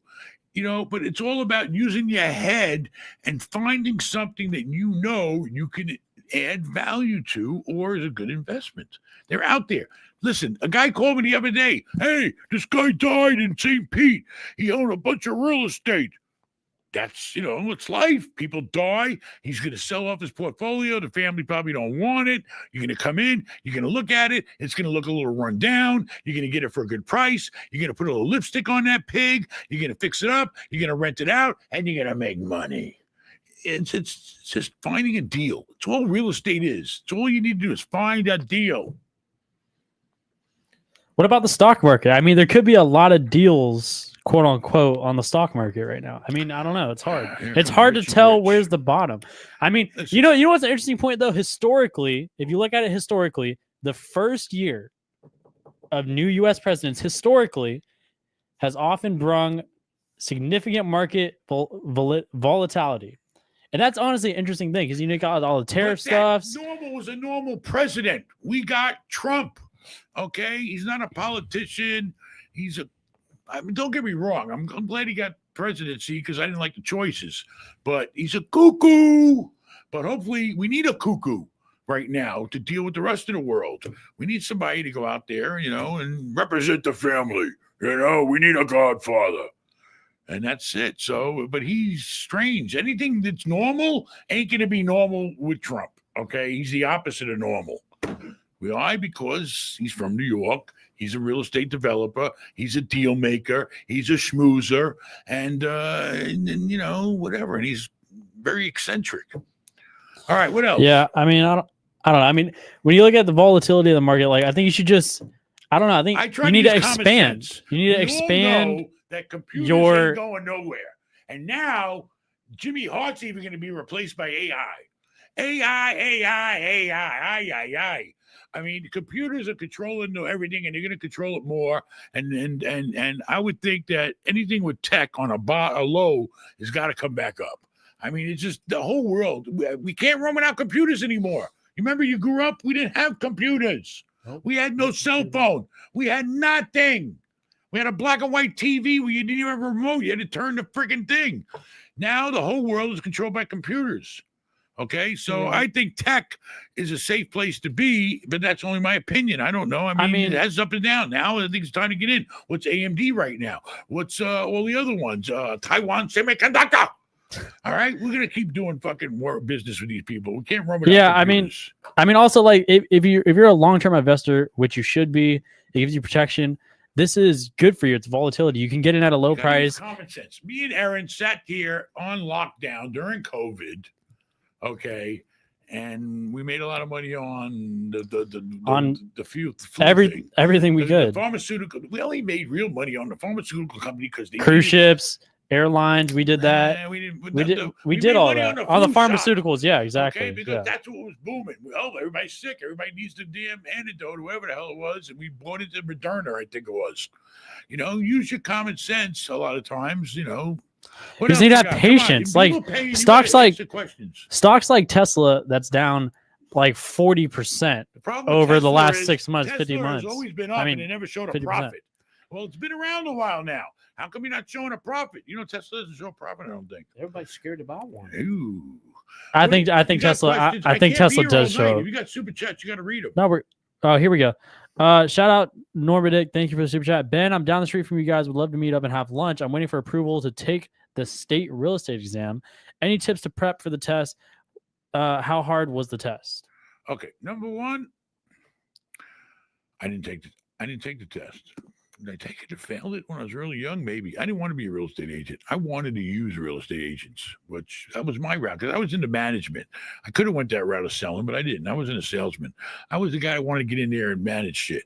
So basically, I'm going to tell you right now, if you want to pass that real estate exam, locally here, you can do it live. They have these weekend crash courses where you actually go there and you sit there in front of a guy or woman and on a classroom, and they give you a crash course on how to take the test. And if you really want to be sure you're going to pass that test the first time, take a practice test. They have the old tests that you can take from last year or other years and take the practice test because they don't change them much. The numbers might change in the equation, but the formulas in the program is the same. They're going to ask you about all these different types of things in real estate. So practice taking the practice test, and you'll pass the real test. And take a crash course by a local real estate office school around here. Or at a minimum, do it online. If you can sit there and do it on video, that's fine too. But take the practice test. So this way, when you walk into the test, you're not worried. It's no breeze because you already practiced taking the exact test, just different questions and different orders. All right, next. All right. Hey, Ben, what do you think about laundromats? Have you ever thought about leasing a space to one or operating any with your team? Listen, it's all about supply and demand. Most people have washer and dryers in the house, so they got this, they got that. Laundry mats make a lot of money if they're in demand. You know, if you put them somewhere where there's a lot of apartments that don't have washer and dryer hookups in them, then yes, you're going to make money. So it's all about location. Find a nice space, get a bunch of machines, hook them up, and let the money roll in, baby. Cleaning money. But you got to do repairs. I mean, all hotels have coin ops, and I've had them in apartment buildings. Same thing. Every month I go around, collect that bag of quarters. My ex-partner loved it. He was a multimillionaire, but he got a thrill out of me and him going out in his fancy car. And I was a kid, poor then, and he collected all the money, and we take it to the bank, cash it in, and he go buy me a fancy lunch. But anyway, listen, it's great if there's a supply and demand. You do your homework and make sure you got people that are going to come there and spend the money. And it's expensive now with the cost of water and the cost of everything. We were in the Bahamas, and she would get off the boat and wash clothes at the laundry at the marina because she didn't want to use the ones on the boat, even though she could. I don't know. She could wash a lot more at one time. So she told me it was like $4 to wash. $4. I used to charge like 50 cents to my tenants, maybe 75. $4 to wash now. Anyway, it's a great thing if you can find the right location and get enough business to pay all your expenses and make a nice return. And then put soda machines and chip machines and all other shit you make money on there. And the soaps, you sell the soaps and all that good shit. All right. What else? I currently own a 2-family house in Long Beach, New York. I'm looking to add to my portfolio. In your experience, is it worth investing in New York, or should I put my money in more landlord-friendly state? Listen, you currently own a 2-family in Long Beach. I used to ride my bike to Long Beach over the bridge from Rockaway and go along the beach in Long Beach. In fact, I had a Roy Rogers restaurant there. It was a burger joint. It was great. Anyway, listen, you want to add to your portfolio. You start buying real estate out of state, it's all about the management. You can find cheaper real estate, better opportunities out of state, but can you handle it? Who's going to take care of it? You got tenants there. I mean, you can do all the financing and rents over electronically, but if there's a problem, somebody's got to be there to tend to your property. So if you got that plan worked out and you find a good deal, fine. It don't hurt to look. But, being in Long Beach, it's going to be hard to find anything around there. Far Rockaway, baby. Go over that bridge. I used to ride my bike. In fact, I used to do? I didn't pay the toll. You're supposed to pay a 10-cent toll back then. I was on my bike and I would go up a hill. I'd have to walk my bike up a hill and hide from the toll guy when he wasn't looking, and go down just so I didn't pay the 10-cent toll. But basically, go to Far Rockaway, man. But that's pretty rough, I think. But that's it. If you go out of state, you better be ready to manage it. All right, next. Hey, Ben, I make $100K roughly between landlording and my 9-to-5 day job. I want to work as a mortgage broker on weekends and am getting licensed now. Do you know many part-time mortgage brokers? I mean, listen, when you have a real estate license or a mortgage license, you can do them on the side. Simple as that. You just gotta, be on top of your stuff. If you're trying to get somebody a loan, you just gotta, make sure you put in the time and the paperwork and do everything you got to do to get them that loan and go to closing. So I mean, you definitely can do it. I've known people that sold mortgages on the side. It's definitely can be done. Absolutely, positively, just like real estate. It doesn't have to be your main priority or main function. It could be a side hustle. And, maybe get with a mortgage broker office or something. I don't know. Then, you can take whatever is out there. But I'm going to tell you right now, you want to sell mortgages, the best friends you can have are the real estate agents, because they're the ones with the buyers and they're the ones that have the people that need financing. So you need to start hanging around real estate agents and getting that circle of network, knowing, hey, you got a customer that needs a loan, send them to me. I'll get them a loan. And maybe you get a few bucks in your pocket too. Referral fee. Nothing legal about that. All right. What else? All right. Hey, Ben, managing single family homes and eyeing 2 to 4 units in Orlando, concerned about tenant retention versus large complexes. What's your advice? I have 100,000 income, 2 million in assets. He's managing single family homes and eyeing 2 to 4 units in Orlando. I mean, listen, 2 to 4 units, tenants normally stay a long time. I mean, the big complexes, listen, whenever you buy a big building, you're going to have a 5% vacancy factor. If you buy 100 units, you got to count on 5% being vacant. That's just life. People are moving in, people are moving out. You got downtime. Big buildings always need to have a vacancy factor. 2 units, 4 units, people normally that move into them stay a long time. I mean, that's basically it. It's just, you get a vacancy, you got to be ready to re-rent it. You got 2 million in assets, he said. Yeah. 2 million. With 2 million liquid, if you got all assets, I don't know if it's liquid or not. 2 million will get you 10 million, all day long in a apartment building. Orlando's a good place if you find the right deal. But the problem with people that buy up a bunch of 2 and 4 unit properties, then it gets kind of hectic. I knew this one guy, he's got like hundreds of them, and I don't know what the hell to do with them. He just kept buying houses, buying duplexes. Well, now he's got all this shit, but he can't, it's hard to, manage. It's hard to get a loans and all that. So I would definitely try to go with a bigger building, because you're managing all the stuff in one place and then being spread out. That's what I would do. Stuff in Orlando. And look outside of Orlando. Go to Sanford. Start looking at. There's a guy that has called 100 units or less. Look at him. Ben, you sold everything in Orlando. Remember, you had the 2 hotels and the I flipped half a dozen hotels in Orlando. I had everything. Sheridan's, Marriott Courtyards. Vincent did a couple. Brenda did a couple. Happy did whatever. Apartments. You used to build buildings there. You did apartments there. We did tons of apartments in Orlando. Shit, I had a triple homicide once in Orlando. Triple homicide in my apartment. That's how rough. Some parts of Orlando used to be really rough. I don't know about now. All right, what else? What is good advice for picking a good lawyer, making sure they work for you? Listen, lawyers are like doctors and like everything else. You specialize. Whatever your legal issue is, you need a lawyer that specializes in that sector of law. And even my lawyer, like even just today we got a letter from the county or the city or somebody saying that they wanted to do eminent domain. You know what eminent domain is, Jimmy? Eminent domain is where the county or the city has the right, or state or anybody, municipality, has the right to come in and buy your property. And you have to sell. Now, if they're buying the whole property or a portion of it, they got to give you a fair price. There has to be a fair price. But the city or the government or any municipality has the right to do eminent domain. And now they're building this giant thing next to my hotel. They found out that they need to run some sewers or this or that. So they want to take a little strip of my property away from me. so they can do their construction and help their construction. How can they do So that? my lawyer doesn't do that every day. He's going to hire a lawyer that specializes with eminent domain.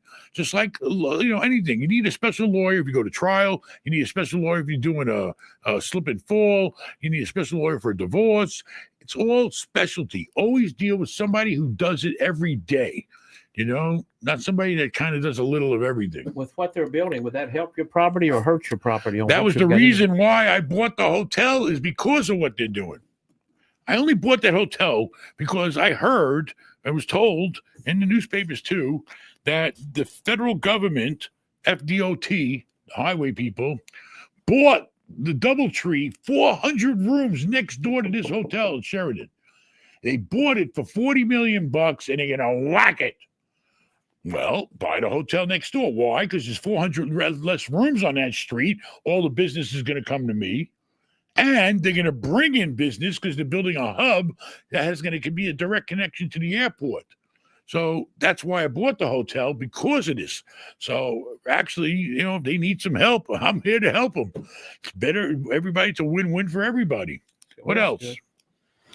Hey, Ben, me and my father are Latinos, and through hard work and deals acquired 5 multifamily houses in North New Jersey area, generates around $300,000 annually in rent. $1 million business. What can I do to improve his real estate portfolio? I mean, if you want to grow the portfolio, then you're going to have to look for more deals. I mean, the first thing is, if you're running 5 multifamilies, make sure that you clean your house before you move on to other stuff. Are you spending as little money as possible to run them? Can you trim the fat anywhere?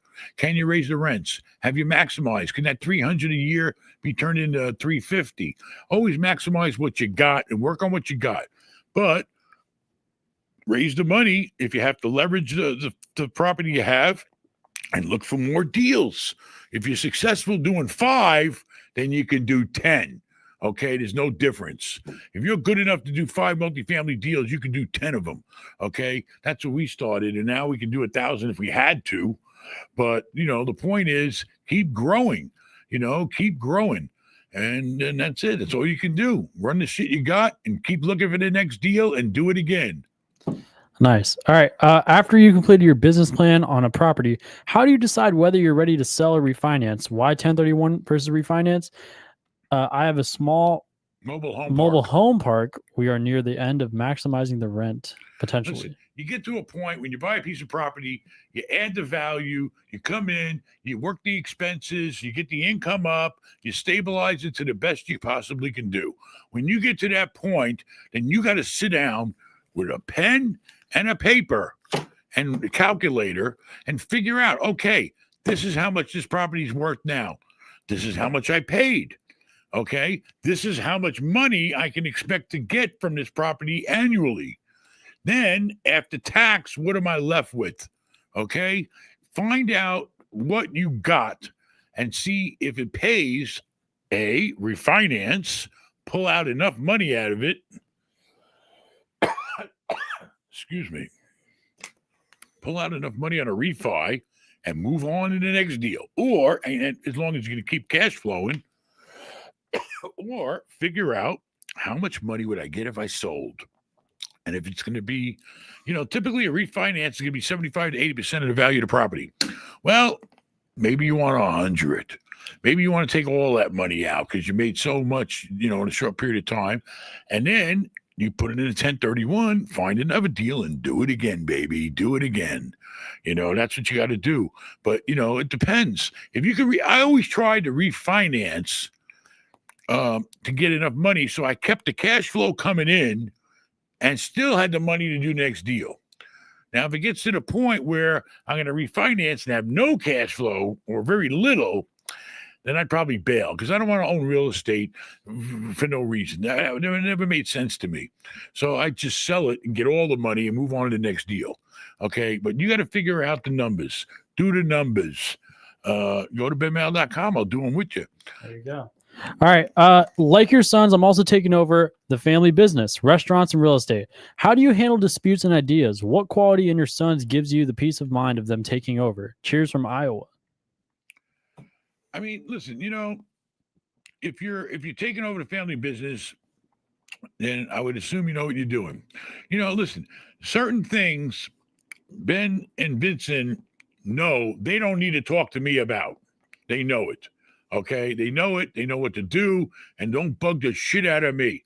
And then there's times when we do have to discuss things. Today he called me up. He says, "Hey, should I pay the guy the friggin' $39,000 to get a crane and get up on the roof of John's Pass and replace all the damn whatever parts that we need to the AC?" He calls me, and because he's not sure.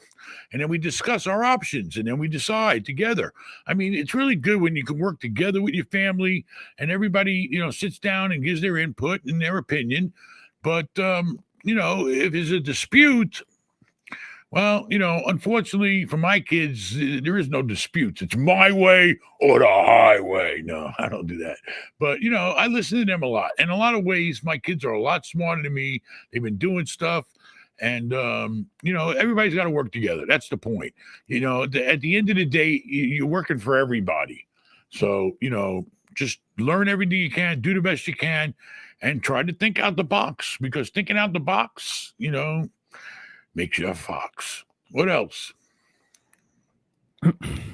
Let's see. Trump is a maniac. He's not a capitalist. These tariffs are destroying the economy for his own ego. What do you think about that? You could say that, but there's always, are you partly right? Maybe. I don't know. All I can tell you is that, as crazy as you might think he is, I grew up in New York. He earned the stripes. He did a lot of shit that nobody else had the balls to do. And he had to deal with a lot of crazy people to get it done. I mean, he had to go up against the city. He had to go, I never heard one word about him in the mafia. You know why? Because he made deals probably. I mean, listen, he does have a huge ego. That's a fact. But that's what drives a lot of people. If they didn't have the ego, they wouldn't be doing all the shit they're doing. It's complicated, but I don't think he means any harm. And I think that he's stirring the pot, which a lot of the things he says, they make a lot of sense in theory. It's the way he says it. That's the problem that scares a lot of people. They don't get that New York shtick, It's all a lot of bullshit, a lot of air and fluff, and, and they like to shock people. I'm not like that, of course. God damn it. But, listen. Hopefully he'll make a deal. He stirs the pot up and scares all these countries so they make a deal. It's a tactic, okay? That's what you do. It's playing a game. He's playing a game. And we just got to kind of hold on and ride and hope that, listen, the guy's done really damn well, okay? So, listen, at least we'll win a winner. Okay, he's done well in business. He's done very well in real estate. His ego is what made his brand what it is today. And, is he perfect? No, nobody's perfect. So, well, maybe me a little. But anyway, it is what it is. Yeah, but I don't think he means any harm. And I think he's definitely trying. He's doing a lot more than any other that guy's like 78. I don't even know how he's doing it. Ben, he's almost as old as you are. Yeah, Ben, what do you think, Jimmy? Let me ask you this. If labor overseas is a lot cheaper, okay, and you want to bring everybody back here that's a lot more expensive, how in the hell is that going to break even? And I'm not Democrat or Republican. I don't even vote. But I'm just asking you, how does that come out to be beneficial? The point is that they're making stuff so cheap in China, and then they sell it to us, and they make a fortune. I know that. So what we're doing is we're saying, you know what? We're going to, and then if we sell something to them, let me tell you something. I was talking to my friend in the Bahamas, right? I have a friend in the Bahamas. It was that cop that pulled me over. We became friends. Anyway, if he wants a car, if I want to send him a car, right? Or if he wants me to buy him a car or even a golf cart or whatever the hell it is, 50%. If he gives me 10 grand to buy him a nice car, because it ain't got much selection in Bahamas. It's a fucking island, and if we go out and find him a car for 10 grand, he's got to pay 15 grand to get it in the country. These governments are very, very tough, these other countries, on making money off of stuff coming into the country. And I think the logical thing to do is, I think it should just be fair. Whatever we charge you, you charge us, and that's it. Everything's fair and equal.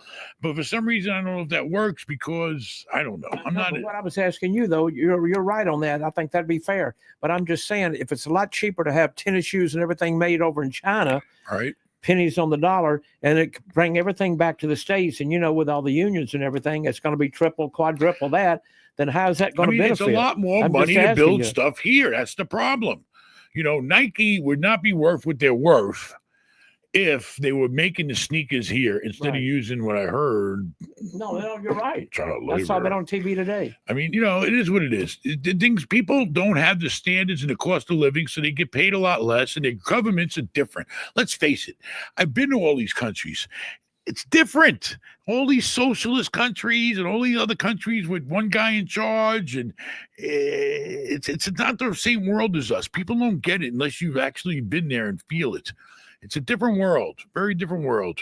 So, the governments there don't have the same mentality. They don't have all the checks and balances that we do, and they don't have all the people involved in government.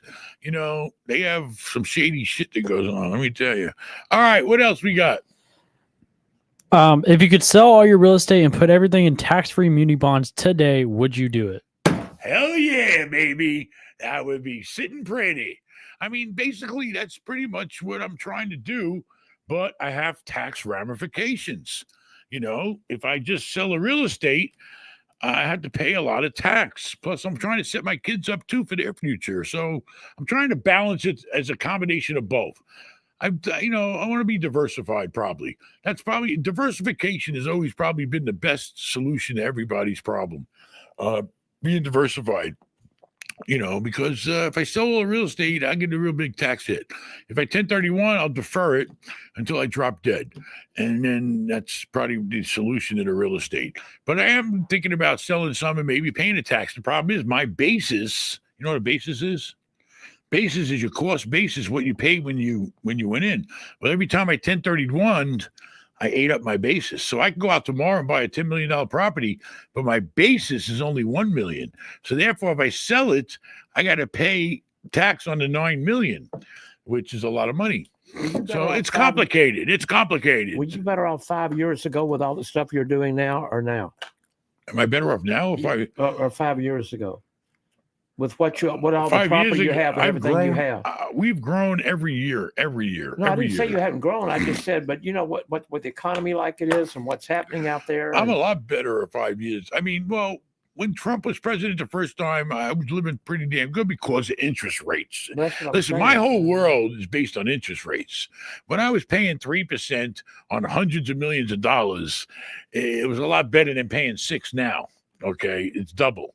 So if I used to pay out whatever, I don't know whatever, 3 million, whatever, 3 million every 100. I was paying 6 million. I'm paying 12 now, so I have 6 million less. And we run our properties so good. We're making better returns on properties. You only run away from properties. But that's what I'm saying. You go to the gym at LA Fitness there. You don't drive around the back of the building. You don't. I check do. The place. You don't. Take the homeless away. You don't do nothing. I do. Yeah. I do. I kicked somebody out of a van one time. People paying money. We can't fool around with this now. All right. I have 100 grand of working capital at my disposal. Currently flipping tax deeds lots for 10 grand net. Haven't purchased ASD any real estate yet, but looking to what kinds of property should I buy? I mean, listen, you're flipping tax deeds. I don't know much about that. The tax deed lots, I don't know. Tax deeds are a different area of real estate I didn't really go into. I've been to some of the sales, but that's great. You're making money flipping tax deeds. All right, great. Good for you. But if you want to go into real estate, I mean, basically, the way normally everybody starts is residential, a duplex, a triplex, a fourplex. All right, because you're getting into income properties, but you're not going too big. And you're sitting on only 100 grand of capital. So the 100 grand will get you probably 400 to 500 grand on a deal and be the down payment. And you should try to find something that, is close by that you can physically manage yourself and hopefully add value to the property, raise the rents. The rents control the value of the property, determine the value of the property. You know that, right? If the place rents for $1,000 a month, but you could buy it, put some paint on it, and raise the rent to $1,200 a month. You're making it $200 a month more, which is $2,400 a year, which is equivalent to about 30 grand or more, depending on the location. So, find something that you feel comfortable with, that you can handle. But I would start with always duplex, triplex, fourplex. That's where you start because it's simple. All right, what else? And banks love to loan on them. And 1 to 4 is residential, so you get really good mortgages on them. What else? Thank God for Donald Trump. Well, listen, it is what it is. And, it's better than having a guy that was sleeping all the time. I mean, I don't know. I don't know how many good years we're going to get out of him. He's 78 already, but I don't know. All I could say is it was up to choices. We didn't have much of a choice anyway, but at least we got a New Yorker in there, And listen, people now, I think the world respects us a lot more. Okay, you don't hear a lot of shit going on with the the bombings in the Middle East and all that as much as you did. It's still going on, I guess, but we still got problems to work out. Very complex with those cuckoos, but. Listen, I think the world has more respect for us in the U.S. now than they did before we became president. I'm sorry, I just call it like I see it. The Democrats, they don't get it. They may think that they're doing the right thing, but they don't get it. The people that they're dealing with are ruthless, okay? And you can't be rational with terrorists and ruthless tyrants. You can't. It doesn't work that way. They're going to play you like a fiddle. And with Trump, they can't play him because he's going to play them, baby, because that's the way we were raised in New York. I'm sorry. What else? If you're watching and haven't liked, what are you doing? Hit the like button, baby. And don't forget, if it makes sense, it makes money. Sun and love from MD. Thank you very much. Thank you very much. What else we got? Endless mining. He's at home for a bunch of computers mining. Yeah, definitely. Mining crypto. Little bit went out, bought 10 computers, tried to mine, and he lost his shirt. My racing. He raised my fucking utility bill to the roof. My racing simulator is an ex-Bitcoin miner. I don't know what that means. Read the next question so I paid money. Come on. Thoughts on living in Boca Raton, Florida? Seems like the nicest part of Florida. Thoughts on investing and living in Boca, Florida? River Raton seems like a nice place. Listen, I spend time in Boca. Well, I used to. Now, I don't know. I'm still in New York as a hiding down there. You got to be careful in Boca, I found out. A lot of guys that you don't want to mess with. But Boca's a great town. I mean, there's a lot of money there. It's not cheap. But it's a nice place, It's very nice for, wining and dining and shopping and water and weather and cleanliness and the crime. I don't think there's much crime in Boca. So I am a big fan of Boca. Boca, Del Rey, Fort Lauderdale, but Boca's a nice town. Especially if you're Jewish, you'll be happy there. You know what the most famous Jewish wine was from the rabbi's wife? You know what a rabbi is, right? His wife always what her favorite wine was? Vino. I want to go to Boca. All the Jewish women, they want to go to Boca. They live their whole life in New York in the snow and all that crap and work their whole life to save up enough money to move to Boca. Retirement, it's a good place for retirement, but now a lot of young people are going there too. But there's money there, baby. All right, what else? Aaron, you're slow tonight, man. Come on. I'm 23 with 3 properties, New Jersey, New York, and Pennsylvania. I'm selling this year, moving to North Florida, which should leave me with around $500K to reinvest. What should I reinvest in for the best NOI? I mean, it sounds like if you're selling 3 properties, which is great, congratulations at 23, and you walk away with $500,000, that's great. If you were smart enough to do that, and I would assume that you were doing it with residential property. Well, then you got to do it again.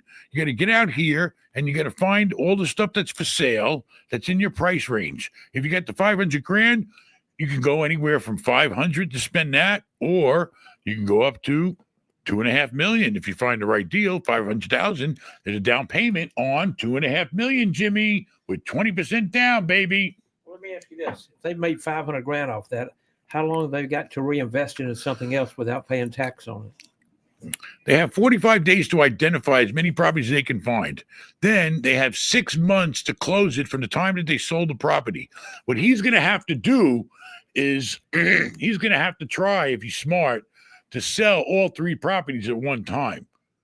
Okay, because it's going to be very difficult if you got different time frames. I mean, I do it, but it's going to be difficult for him to sell them all, at different times. It's best if we can package them, time them right, take the 500 grand all at the same time, dump it into a bigger deal. He can 1031 and defer his tax. Yes. All right, here we go, baby. What do you got? What do you got? I'm 25, sitting on 150K cash, currently renting an apartment. Would you recommend a duplex house hack or flip something? House hack. I don't like the way that sounds. Listen, you're 25 years old. You got 150 grand in cash. All right. The point is, how much are you paying for rent?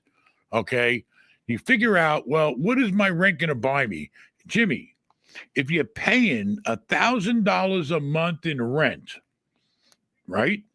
That's equivalent to owning something and having a loan of $100,000. Why?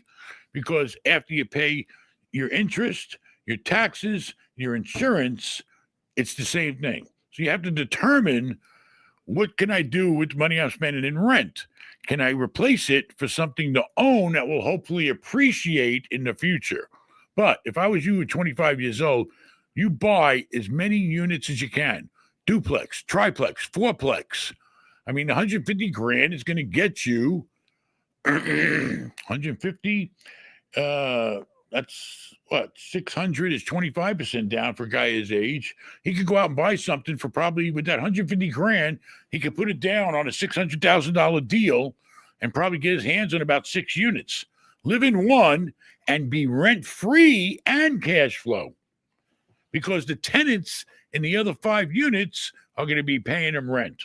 That's what he should be looking for. You better get a hell of a But he handyman. can do it with a fourplex too and still live rent-free. He just won't have as much cash flow. So at a minimum, he should be able to eliminate whatever he's paying for rent, which is saving money. And saving money, Jimmy, is making money. Thank you very much. And they said you can't teach a kid from Nashville. Not Nashville. I keep saying Memphis. All right. What else, Aaron? Come on. Anybody spending $20? You're milking people for what do you suggest, building an apartment complex, filling it and selling it, or buy an existing apartment complex? Existing complexes are trying to sell at only a 4 cap. Listen, when you're building something, it all depends on what your cost is. Okay, some places you can buy the cheap land. Some places you can get construction done cheaper. It's all about cost basis. What's it cost to build that building? Does it make sense? If you go out and buy a piece of land and you build a building on it, what are the rents going to be? Figure it out. Ahead of time, what rents are in the market. How much is that place going to be bringing in? That will determine the value. Okay, or if you just keep it and cash flow on it, what's your return on your investment after you probably borrowed money? I mean, these are all just, calculations you have to do. A lot of people go out there and build buildings because they've already figured out, well, I just want to go in there, build a building, lease it up, and sell it to the guy that's happy with a stable return. But the builder made big money. Okay. That's the person. Typically, builders make big money. Okay. If you're the guy doing the building, you should be making money if you did your homework and you planned it out right. But if you want to keep it, you keep it. But then you have to, refinance and figure out how you're going to get the money to build another building. But a lot of builders just go out, build them, stabilize them, get them rented, sell it to a guy that's happy with a 5 cap on a brand new building, and they make themselves most of the time multi-millions of dollars and move on and build another one. It all depends on you. All right. Is it possible to retire on $1 million? If you only had $1 million to work with, how would you deploy it most efficiently? I mean, if you only got $1 million and you don't want to work anymore, I mean, the best, safest thing I know is to go and buy a tax-free municipal bond or a bond fund. Okay, with a bond fund, you get paid monthly of 5% tax-free, and I've never gotten hit. I mean, will it fluctuate here and there based on interest rates or economy a little? But the point is, if you buy a muni bond itself, it's going to be worth whatever you paid when it comes due. And they go out 20 and 30 years. So you could sit back, get 5% tax free for the next 20, 30 years and not worry about life. You'll get 50 grand a year that's tax free. And in a regular world of making money, that 50 grand a year, you'd probably have to make 75 or 80 to get that 50 in your pocket. So, I would only give somebody safe advice and just put it in a muni bond fund or a muni bond, and a good one that has a long history and it's managing hundreds and hundreds of millions of muni bonds, and sit back and relax. That's what I would do. All right. There you go. Or buy some real estate, but then you got to work for a living. What else? Come on, Aaron. Don't. Yeah, I know. 1 second. All right. Is it a good time to develop single family / small multifamily in Tampa regarding predicted market conditions this year? It all depends on your construction costs. Okay, if you can find land cheap enough and you can build it per square foot cheap enough, and it makes sense compared to what the rent's going to be, then yeah, it's a good time. But it's all about buying the right deal and having a good plan. Knowing what your construction costs are going to be all the way to the end, down to the stove and refrigerator. Knowing what you're going to be into that thing for. There's a lot of costs involved in building. Sometimes you got to do a lot of things to the property before you even build the building. You have sewer lines, electric, all kinds of stuff, water, and you got to work the numbers. If you can find a deal. I mean, I talked to a guy the other day and did a consult with a guy right outside of Vegas, and he was telling me the numbers, and he was a builder. So he's telling me he's buying land for X amount of dollars, and then he's building it for X amount of dollars because he was a contractor. He didn't mark it up 20% or more. And he's telling me his final cost on building fourplexes. And everything we went through, at the end of the conversation, we figured out there is no possible way that he would not double his money. Okay? Guaranteed. We worked the numbers based on what he knew the rents were going to be. He was going to build 4 3-bedrooms. He knew the rents were going to be about $1,800 to $2,000 a month. But, he knew what the cost was to buy it and build it, and it worked out. It's all about, getting in at the right price and having a good plan. But, Ben, how can you look at the numbers now when, like at the news today, it's talked about steel going up if the tariffs hit, aluminum going up, everything's going up. Well, then you have to account for that. You have to account for that. Of what you can only, you can say, okay, well, right now I'm paying this amount for steel or wood or whatever. Let me put in a 10% cushion. God forbid the prices go up. You got to build in some insurance into the factor. It's called replacement reserve. That's what you got to do. All right. What else, Aaron? Come on. Keep going. Is your personal line $50? Holy shit. Eggy waffles, baby. Is your personal line credit linked to your business credit line? Also, what was the first deal that made you say WTF? Okay, the first thing is personal line of credit. A personal line of credit is personal. It goes against your personal liquid assets. I don't have a business credit line. I mean, my whole life is a business. I mean, whatever collateral you got to get a line of credit against is what you borrow against. If you have business line of credit because you're running a business, then you take a line of credit against the business. If you got a bunch of stocks and bonds, you can take a line of credit against that on a personal level. I mean, it's whatever your collateral is, but me personally, I mean, I don't have lines of credits against my real estate. I have loans. Could I get one? Probably, but I don't really have the need for it. And the first deal that made me say, what the, I don't know. I mean, any deal where I really hit a home run, there was several of them. The first small one, you said the first one? Yeah, the very first deal one I made was basically, it was like an old duplex that was just a piece of crap that nobody cared about in a rough neighborhood. And I bought it on the courthouse steps for like $27,000. And it was 1 unit down, 1 unit up. It was probably an old place. I came in there, I fixed it up. I got it rented out to Section 8, and the place was probably worth $127,000 when I got done and rented it. So, when I was young, I'd say, oh shit, I can make money doing this shit. I take garbage and turn it into gold. Was That's one of the what we biggest did. deals you made the Hogan's Beach thing over there? That was one of the biggest, but I've done package deals. Right. There's a big company that I was in contract to sell to, and I closed the deal with Starwood Capital. I sold them almost $100 million worth of apartments. They brought me out of the apartment business. Where was that at? I didn't want to get out of the apartment business. My Ben Jr. sure didn't want to get out of the apartment business, but I felt like we got to make this step in our life, make this money. It helped him, helped me, helped all of us. And, and that was, what was the biggest deal. What was the most you've made out of a deal? I don't know. I mean, 10 a single million deal, on a single asset, single deal. was probably the one he's talking about. I bought it for 16 and sold it for 34. And then all the money I put into it came from the operation of the business, so I didn't invest any money in it.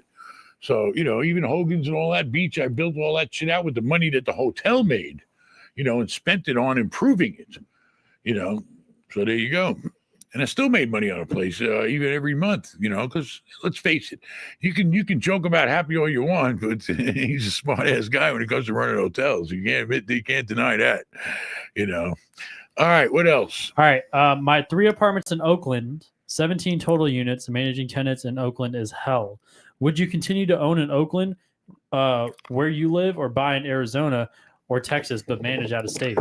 Well, managing out of state is could be hell too, because now you trust other people to manage your property, and that can get ugly because they're spending your money.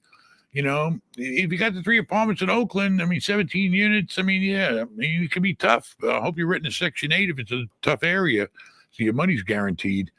But listen, I got out of Oakland and I managed, I don't know, hundreds and hundreds and hundreds of units in Oakland.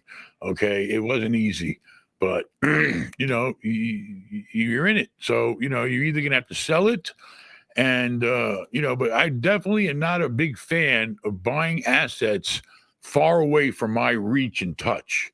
Okay, I like to touch it and feel it. Right now, even here, I don't like it, but Vincent will get on the road. He'll drive 5 hours to go to an apartment building, because you got to be there, on boots on the ground, baby, working it and being there and feeling it and making decisions. And I'm not a big fan of buying stuff that's far away. Well, that's where Paulie is. How far is that? Paulie's another 5 hours away. So I tell you, if I was that guy, if you're going to go anywhere, I'd go to Texas. It's a lot cheaper there. Yeehaw! We've owned 1,000 apartments in Texas. More than that. That's not including Houston or some other areas. Thousands. But anyway, what else we got, Aaron? Come on. All right, people Ben, money. Ben, I'm trying to buy a house for my parents. The house she liked is a remodeled, 115 years old house, but has a wooden foundation. Any advice?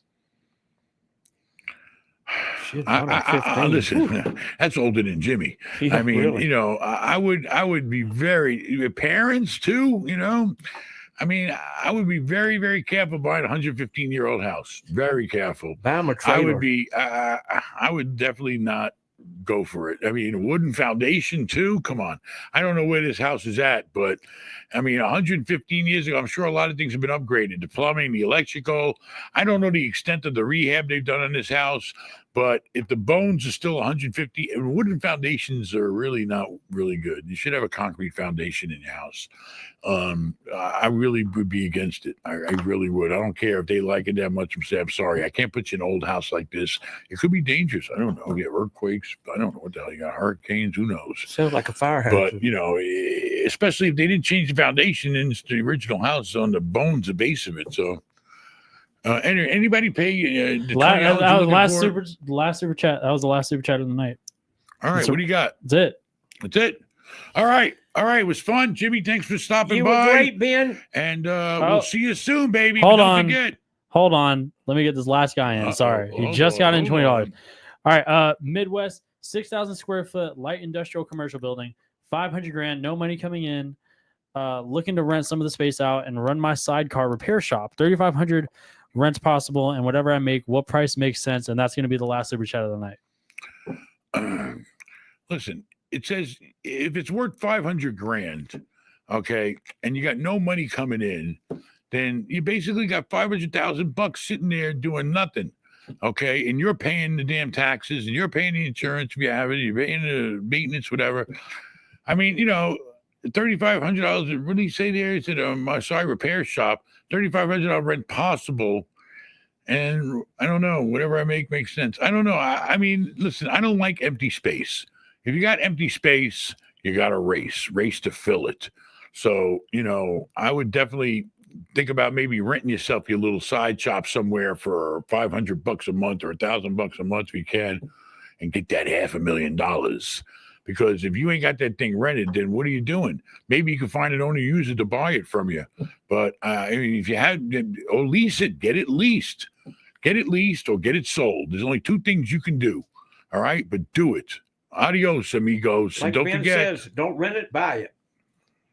depends on houses. You should rent right now because it makes more sense. Rent's cheaper than buying a house. All right, adios, amigos.